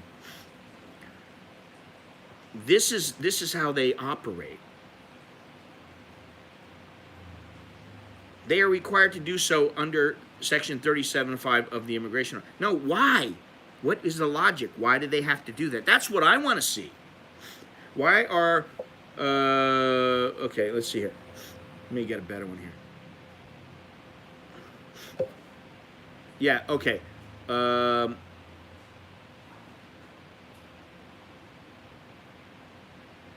Okay, why must foreigners who are married to Thais apply for a visa every year? If their spouses die, can they stay here past their retirement?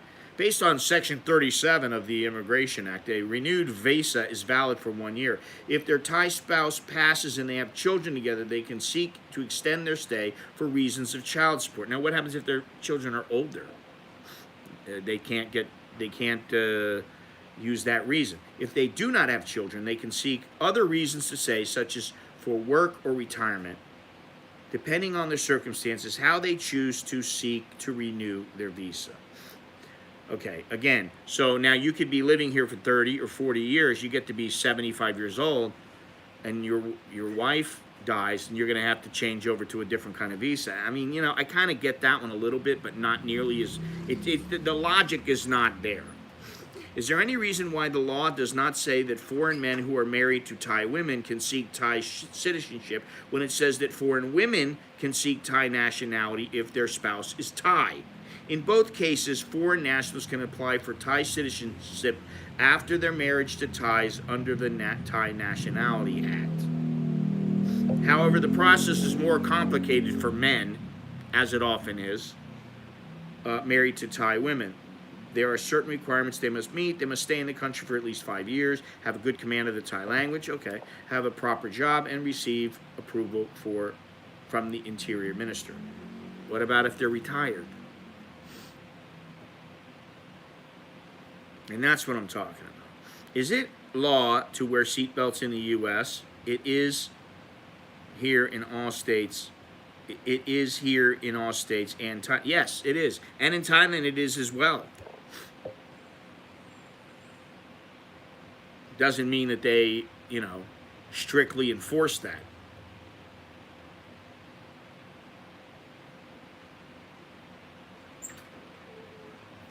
Oh, I forgot all about Sid being outside.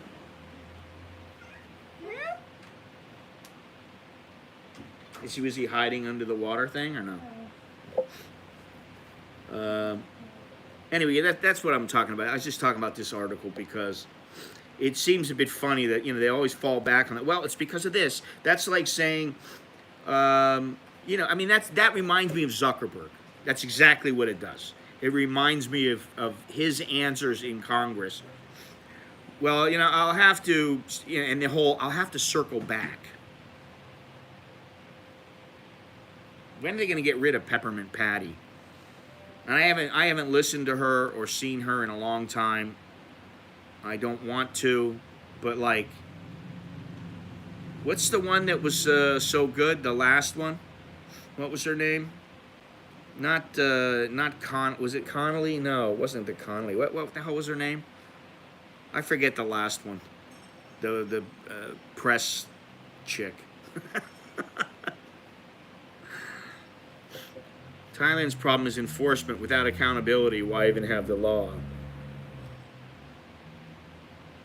Yeah, that's true. You know, but I mean, how do they really want to go out running around doing stuff out in the hot sun when they're getting paid fuck all? At least some of them. You know, the lower end guys are not making much at all. They're making fuck all. I mean,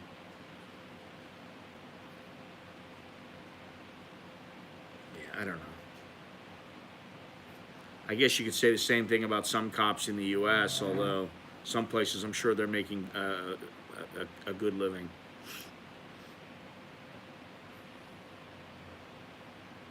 Let me see if I can find another one.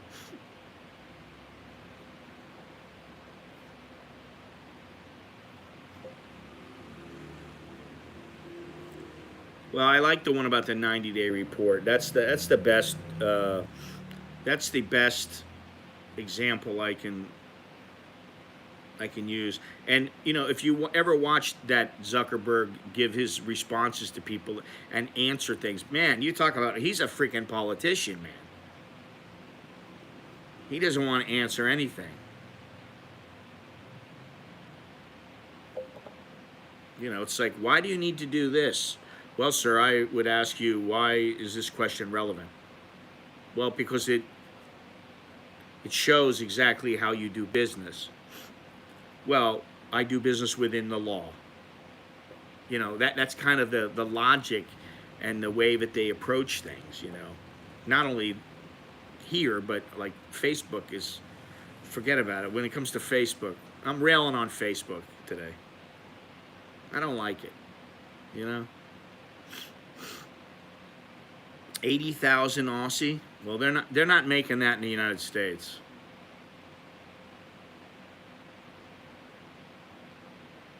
Maybe in New York. I don't know though. I don't think so.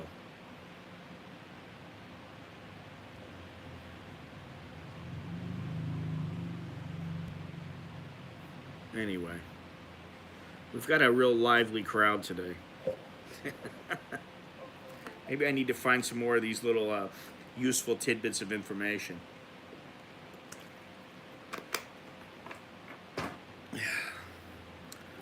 They pay all their government employees law for chicken scratch, while the monarchy still gets. Oh, I'm not going to talk about that. He was socially awkward and insult when he was younger, and then turned into a narcissistic egomaniac.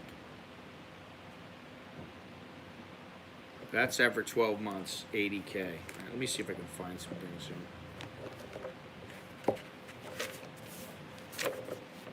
Can we talk? The average person will spend 1.5 years of their life in the bathroom. 62 days of this will be spent drying off after a shower or bath. I did not know that.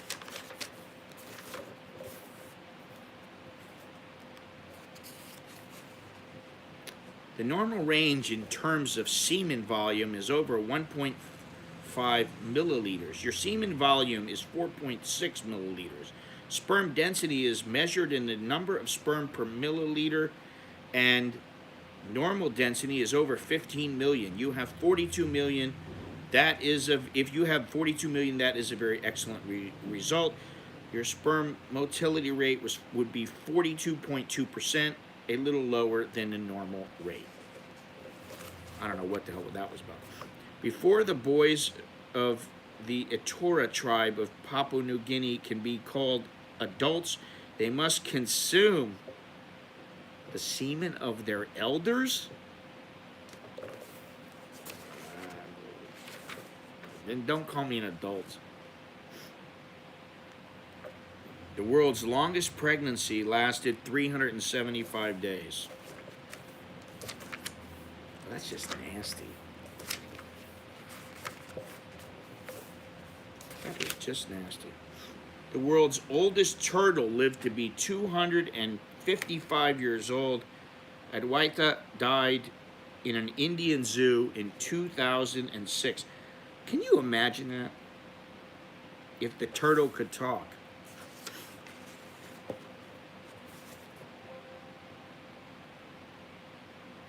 Yeah, that's what I kind of thought, Jim. But I don't understand what are they supposed to do? It's different. Is there anything they're gonna do that's different? I don't know. Here we go. This is for all you guys out there concerned about size. An elephant's penis can grow up to 5 feet long And they use it as an extra leg to swat away flies and to scratch their stomach. Useful bit of information there. Can you use yours to swat away flies?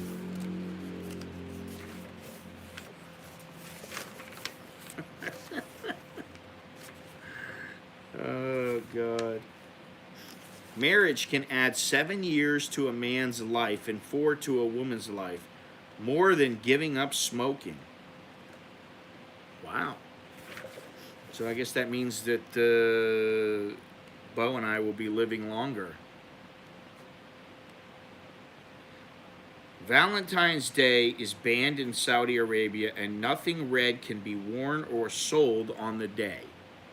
I don't know why. The whale penis is the largest. Thank you, Longhorns. There he goes again, Bo.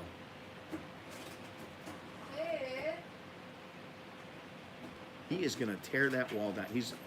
Hey, I need to get like some little spitballs or something. Rubber bands.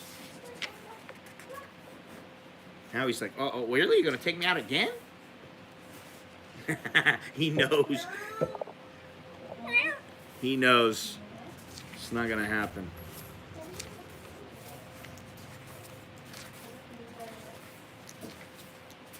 Yeah, go wake up Nicholas and make him take care of that little rat. A Polish couple holds the world record for the shortest marriage ever. They divorced after 3 hours when the husband tried to cut his wife's hair with a kitchen knife. So she divorced him. Wow.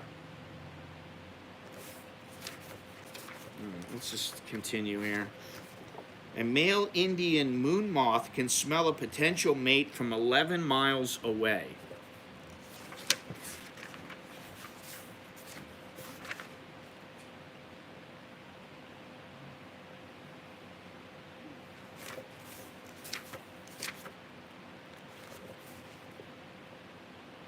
Ooh, I think you guys might have heard of this.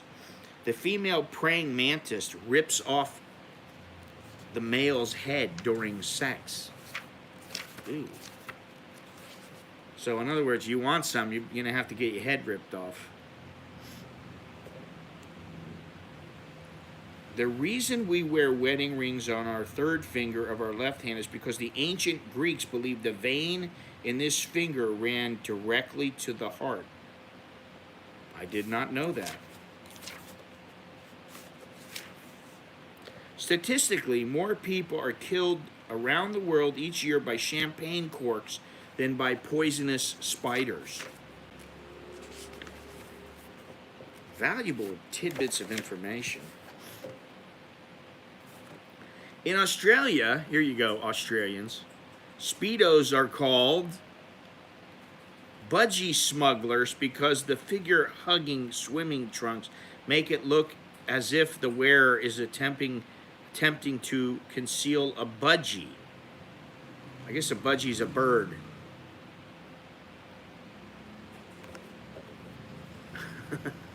The triangle hair. Oh, God. Some of these are pretty funny.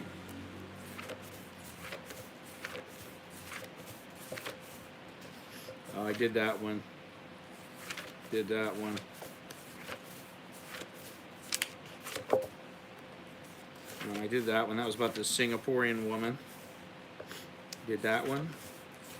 About hurricanes in Australia. Alrighty, here we go. Happiness.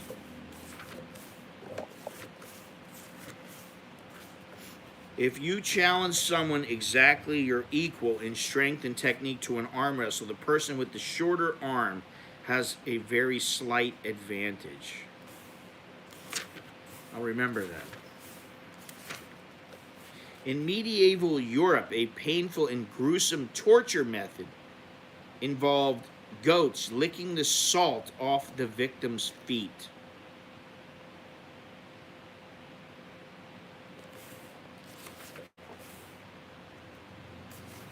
I don't understand that one. A man in Sunderland broke the record for having the most piercings done in one session. He got 1,015 piercings in just under 8 hours.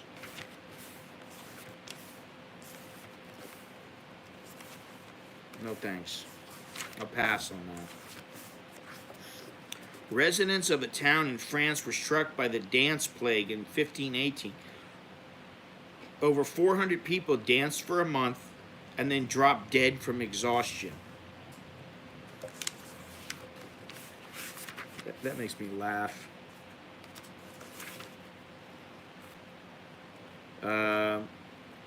In recent years, plastic surgeons have made a man look like a tiger, a woman look like her daughter, and another woman look like a Barbie doll. What's the matter with just sticking with how you look?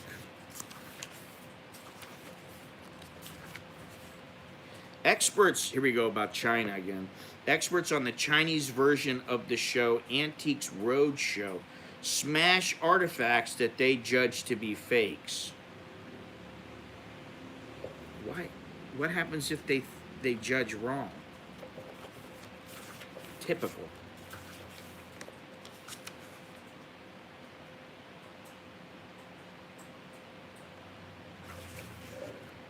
Reclaimed British telephone boxes are commonly used as novelty shower cubicles. Beetlejuice. I'll never think of Beetlejuice the same after seeing that lady. On average, Americans eat 90 acres of pizza every day, which is equivalent to around 350 slices per day. I don't think you knew that one, did you?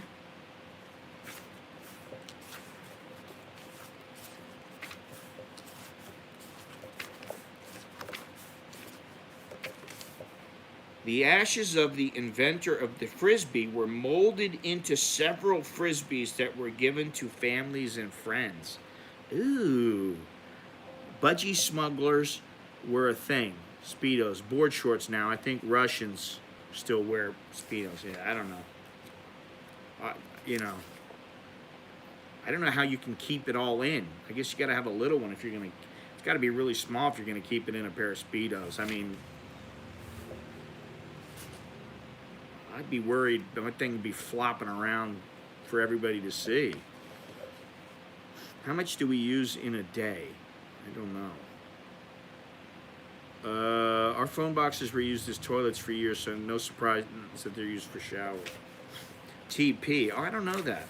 You can probably tell me that, though. Gladiator sweat was sold as a beauty product in ancient Rome.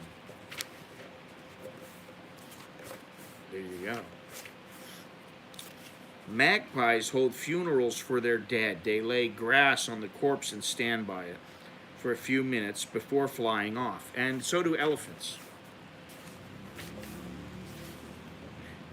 They have a funeral procession. In the 18th century, an American businessman faked his own death, held a mock funeral, and shouted at his wife for not crying. I just wanted to see if you would cry. Hey, you know, I understand.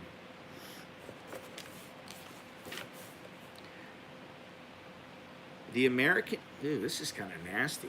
The American inventor Thomas Edison's last breath was captured in a bottle. I used the hole in the floor shitters for showers. You're just sick, Longhorns. How much toilet paper is used in a day, Longhorns?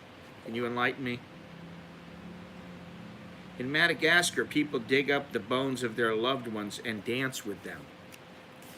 I'll find out for you. Oh, shit. Let's see. While we're doing this sort of thing, how many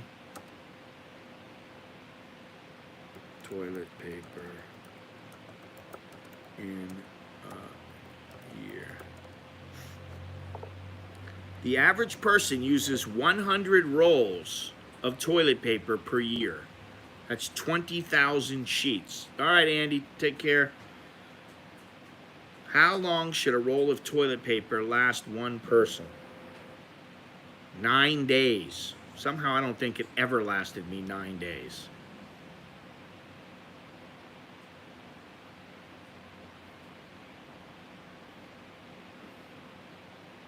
Simple toilet. All right, I'm going to give you guys a link because, you know, I'm a giver. All right.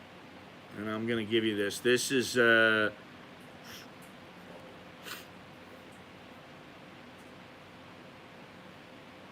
how much toilet paper do you need?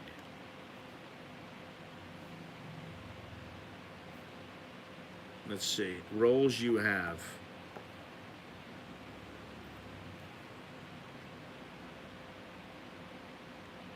Okay, if you have 200 rolls of toilet paper and you take 2 visits to the toilet a day, it will last 1,000, your 200 rolls will last 1,600 days, approximately, of course.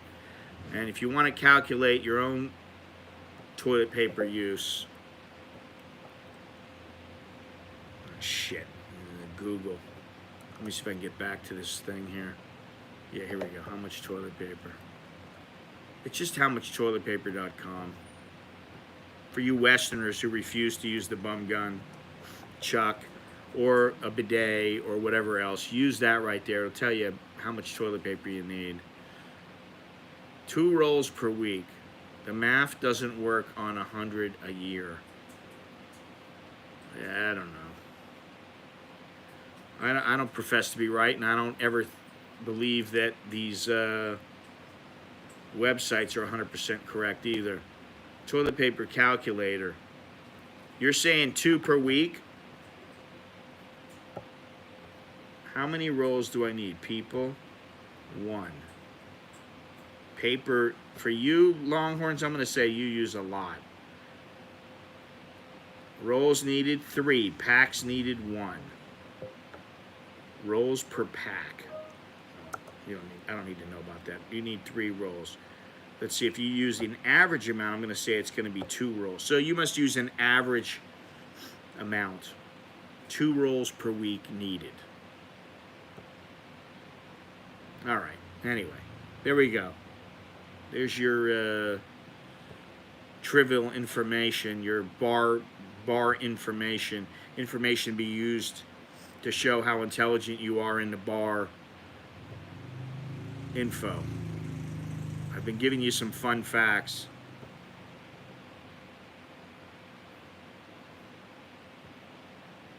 That was the problem with TP shortage. Kimberly-Clark, Scott, etc. Produced on an historical consumption. When assholes brought it all up, the manufacturers were not prepared to ramp up production. All I got to say, I got 2 words for him. Bum gun. I'm converted. Bum gun and Pat Try is the best. Is that what my channel is for? Is that my mission in my life? To convert everybody from toilet paper to the bum gun? To change the world? Can I do it that way? Oh my God.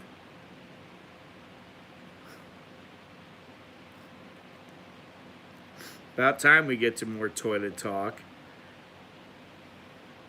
Oh, you also use the wrapping. You are just way too sick. Yeah, I mean, that's the thing. I don't know. I can't. Usually, if we buy any toilet paper, it's to be used at the kitchen table as a napkin. So, I highly recommend, Chucky, if you're listening, do some practice sessions. You'll get it right. I got faith in you.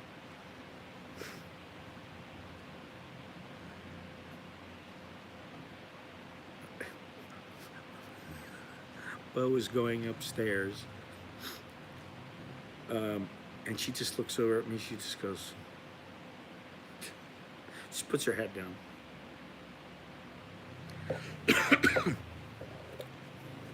She shakes her head. What in the fuck are you talking about? We're talking about what men talk about. If we ain't talking about the triangle, we're talking about toilet paper. And always test the pressure before you commit. Yeah, there's no reason why you can't test it out. I don't understand what he's got such a problem with. I've also used a brown cardboard cylinder. The paper is wrapped around. Listen, I've used a T-shirt before. Okay, one of my older T-shirts. You know, I had nothing, and I was like, you know what? Hey, you gotta do what you gotta do. What about money, travel? Money, travel. You know, those got to be figured in there as well. Has there ever been a stream without reference to the bum, the toilet, flatulence, poop, whatever? I don't think so. For some reason, you guys always steer it this direction. What I think of Elon Musk is really irrelevant. I think he's a brilliant entrepreneur, and I would like to have the money that he has. I don't think I'd like to work like he works, though, but rookie, start with the sleeves, might be able to save the rest of the shirt.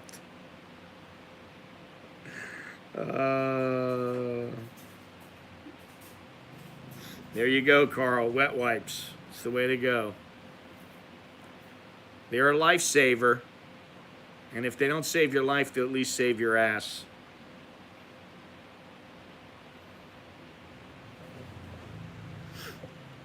Literally.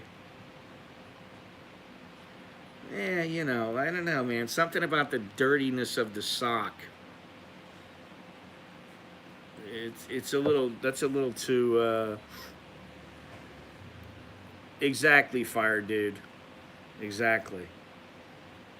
I'll agree with that.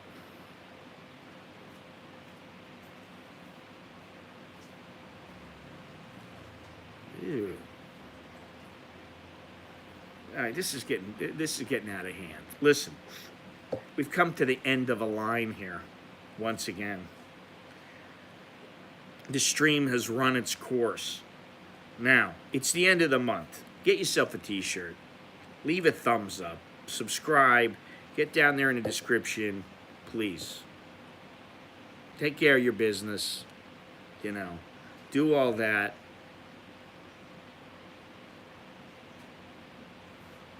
There will be another day, another stream, but check things out. You know, you can always just contribute with your, through conversation.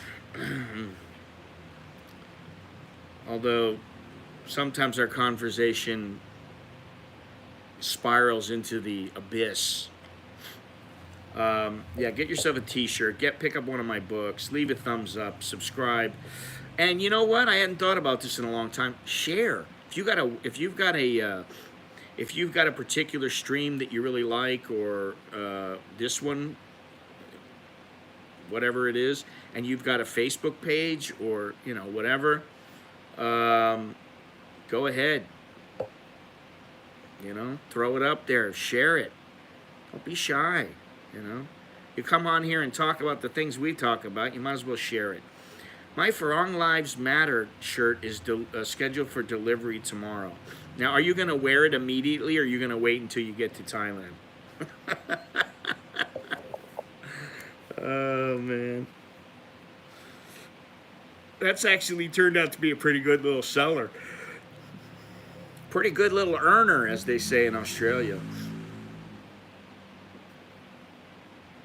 I don't know why people like that. And I never even really, you know, I try not to use that word, the F word. If you have friends obsessed, well, we don't only talk about that. That just happens to come up at the end of the stream, especially when Longhorns is around. He's got that particular curious sense of humor. And, you know, I admit I kind of egg everybody on, but, you know, what are you going to do? All right? So there it is there. Another one in the can, so to speak. If I were here, my car would get firebombed. If I wore it here, my car would get firebombed. Are you serious? Really? Would you get that much grief from it? What about if you were a bar girl Lives Matter? Would people give you a hard time? I'm leaning towards yes, but You know, what happened to freedom of speech and freedom of, you know, expression? But you're allowed to say Black Lives Matter. You're allowed to wear a shirt that says Black Lives Matter, but you couldn't say, you know, Caucasian Lives Matter or Farang Lives Matter. I don't get that, really. It's not fair. It's really not fair. You know, if you're going to have one, you can't have the other. Or if you can't have one, you can't have the other. Cultural appropriation. I mean, I would never dream that there would be that. And what really gets to me is seeing like some of these schools have their names changed and some of the statues taken down. That really does bother me. I see that in the news. And I saw that Woodrow Wilson, the school that, I forget where it is, but they're changing the name of the school because they feel that, I don't know the exact reason, but it wasn't, to me, a very valid reason. You're not even allowed to say all lives matter without a screeching leftist. I mean, you know, and the thing is that do they wonder why? I mean, listen, I've seen some of those people.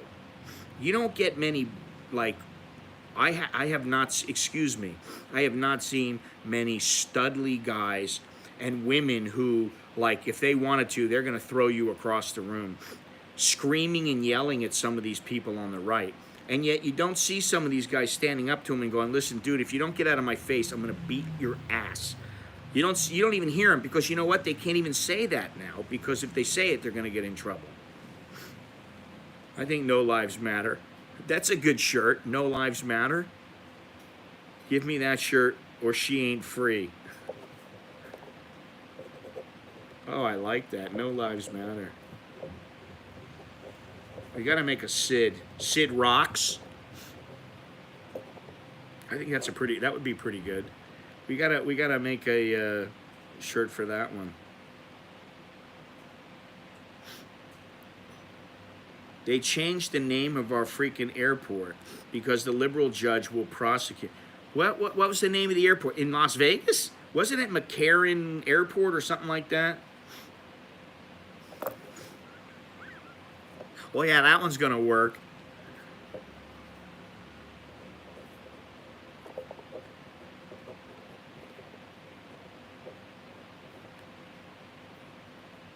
No Lives Matter. We are all equally fucked. I thought it was McCarran Airport. What was it? Was it?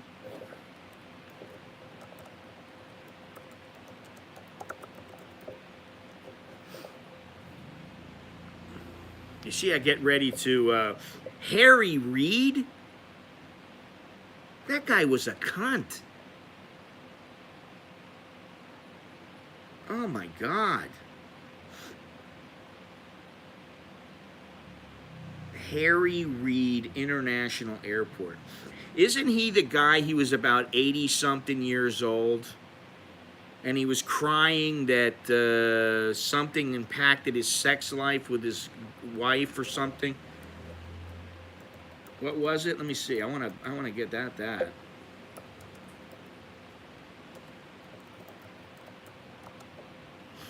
He was so corrupt. Oh, here we go. He filed a lawsuit 6 years ago.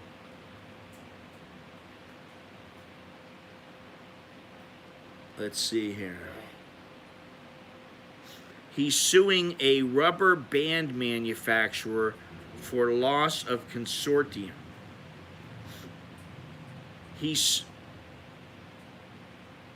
What now? Ken Grosgrove himself, after he slipped and fell while trying to exercise with a rubber band called the TheraBand. I got hurt trying to exercise with a rubber band. So he's looking for $50,000 plus the usual interest, cost, fees for damage. And that's where his wife, Landra Gold, gets into the mix. At the time of the accident, she complained they were married and continued to be married. As a result of the negligent act of the defendants, Landra Gold was caused to suffer and will continue to suffer a loss of consortium. All of the aforesaid injuries and damages were caused solely and approximately by the negligence of the defendant. When a 75-year-old man breaks his face and ribs, obviously consortium isn't in the card. I believe that means, you know, doing the jiggy jiggy. Landra Gold alleges she will continue to suffer a loss of consortium because of his fall. This raises two important questions. What the hell did this thing do to the junior senator from the great state of Nevada? Which torts professor is already writing up this 1L exam question?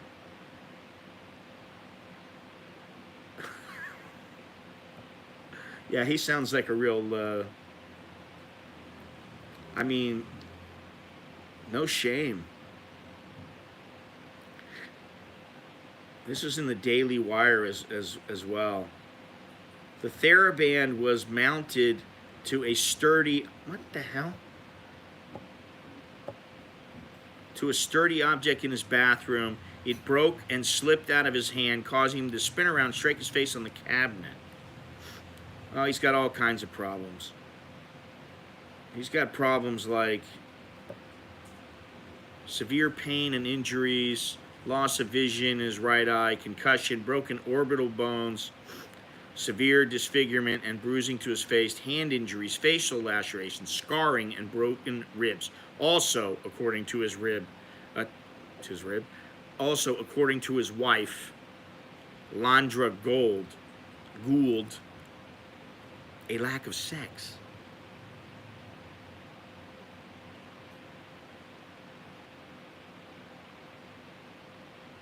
They're suing for $50,000. I wonder whatever happened to that.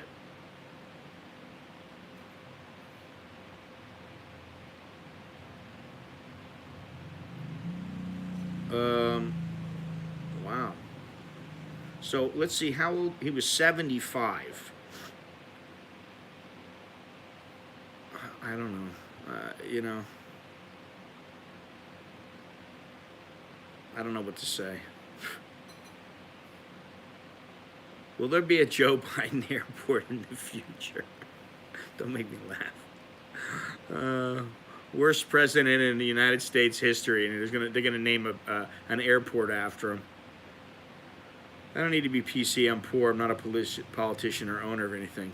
Thank you. And I'm in Thailand. You need Gennaro's Angels T-shirt with the Starbucks girls on it. Oh God. He sold land to Chinese investors for green energy project for pennies on the dollar. What about a Donald Trump aircraft carrier? Buy her a $30 dildo. Shouldn't name anything military after politicians. I agree. We have enough military killed in the service. Use their names. Definitely.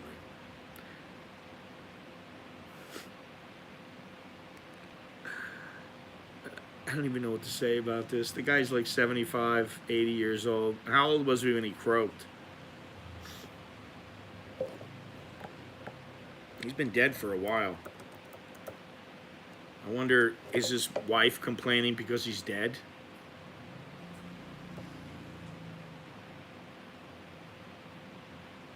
What?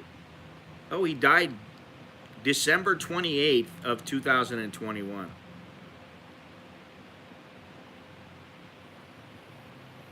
Oh, I got it. I thought it was a couple years ago. Does it say anything in here in Wikipedia about his, oh, it's got his ethics controversies, his controversial remarks, racially tinged comments. Boy, I don't even know how careful are you about something when you say something. Racially tinged comments. Let's see here. Health. Okay, here it is. It doesn't say anything about it. It doesn't say anything about the sex part. But it does say about how he got injured. He died from pancreatic cancer at 82. Well, that sucks. It's not a good way to go. Even if I didn't like him, I wouldn't want that on anybody.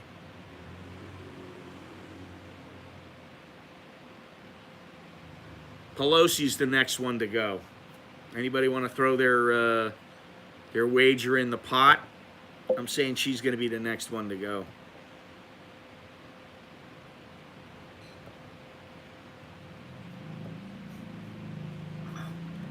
Well, maybe I could sell that, Carl. I'll come up with the Biden diaper and put the American in Bangkok logo on it. Oh, God. Gennaro, you missed a lot. You missed a lot, Gennaro. Really.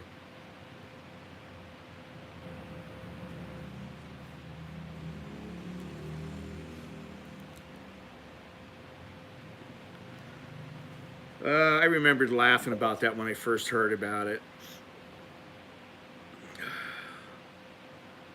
Who's she going to sue, though, now that he's dead and gone? Because she ain't getting any.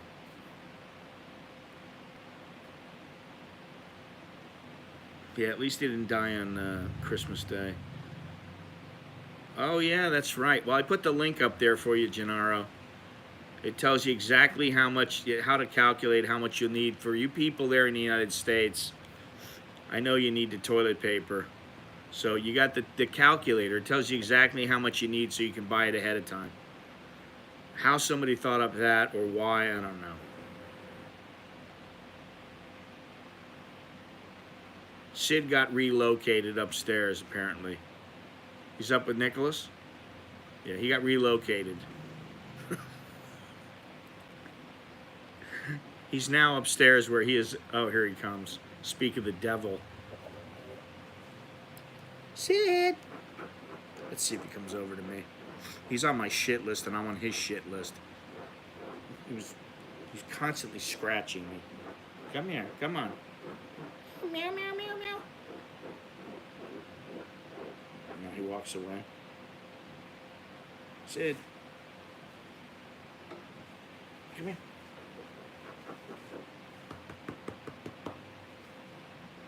He just gives me this look. He gives me the dirty look. He gives me the stink eye. Oh well. Anyway, yeah, we've gone on long enough, I think.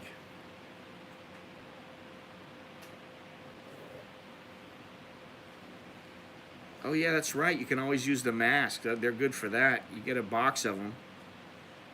And there you go. If you're in a pinch and you're out in the outback or something, and you got a box of the mask and you need to do your business there, you know. I bought a pair of meatloaf underwear. On the front, I'll do anything for love, but on the back, I won't do that again. Oh, you're coming up with the one-liners there, Dowlow. Or two-liners. Well, actually, that's what? 3. Starting to sound a little bit like Jono there. Y'all need to change that photo. I gotta tell Chuck about that. I think he'd get a kick out of it. Because Gennaro doesn't really want to look at Chuck's ass crack, that's why. Ugh. Sid. He doesn't want anything to do with me. He's angry at me. I'm just going to let you guys talk, all right? I'll sit here and let you guys talk. And that's the difference in the melting pot right here between Thailand and a foreigner in Thailand and all you guys. I'll just let you talk. He's seen the picture. He has seen that, Gennaro. Sid's life matters. Really, we have to make his t-shirt, Bo. Sid's life matters, or something like that. Shitty Sid? No? She won't allow that. Sid's shitty? No. It's not gonna happen. Sexy Sid?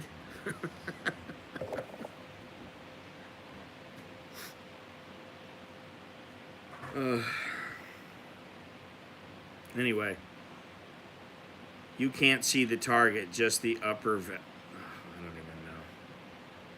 even know. Longhorns, I don't even want to think about it. All right.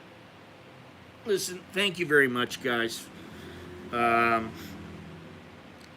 yeah, like I said, today, what did I say the code was? Chucky's Cheeks. Yeah. Here's the code. Use the code tenor and get 10% off. You don't use the 10% in the code, just tenor. And you'll get 10% off of your order, any and all of the merchandise on there. You get 10% off. So use that code today only. And yeah, I don't know. Subscribe, leave a thumbs up. I guess the more you say it, the more people are supposed to do it. But I kind of think the opposite. Like if somebody says to do something, I do the opposite. That's kind of me. I got the George Costanza thing going on. We do have the.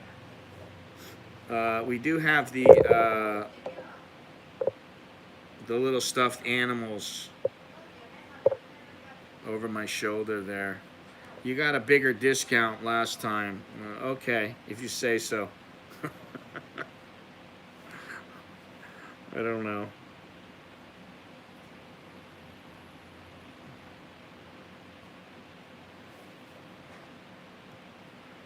I thought I was being nice, but maybe not nice enough. Anyway, once again, I think we have gone on way too long. We could have stopped this stream about an hour and 20 minutes ago. Or, yeah, an hour and 20 minutes ago. And we would have been just fine. We wouldn't have had to go through all this calculation of toilet paper and Chucky's Cheeks and Scotch Cheeks. No. We don't need to. We don't need to continue that. So thank you, everybody, for joining me. Leave those thumbs up. Yeah, you know the whole routine. Thank you, and we'll do it again real soon. Alex, you want to say goodbye? Can't even say goodbye? He doesn't even want to talk to me anymore. What's the deal? You don't want your voice on the... No, he doesn't. He's busy right now. I think they're the twins. See ya. Jim, take care. Everybody, see ya. Take care. Until next time, I'm Scott. I'm an American in Bangkok. Chok di Leo. Jerkan Mai. Bye, Alex. All right. You guys take care. Take it easy, huh? See you later.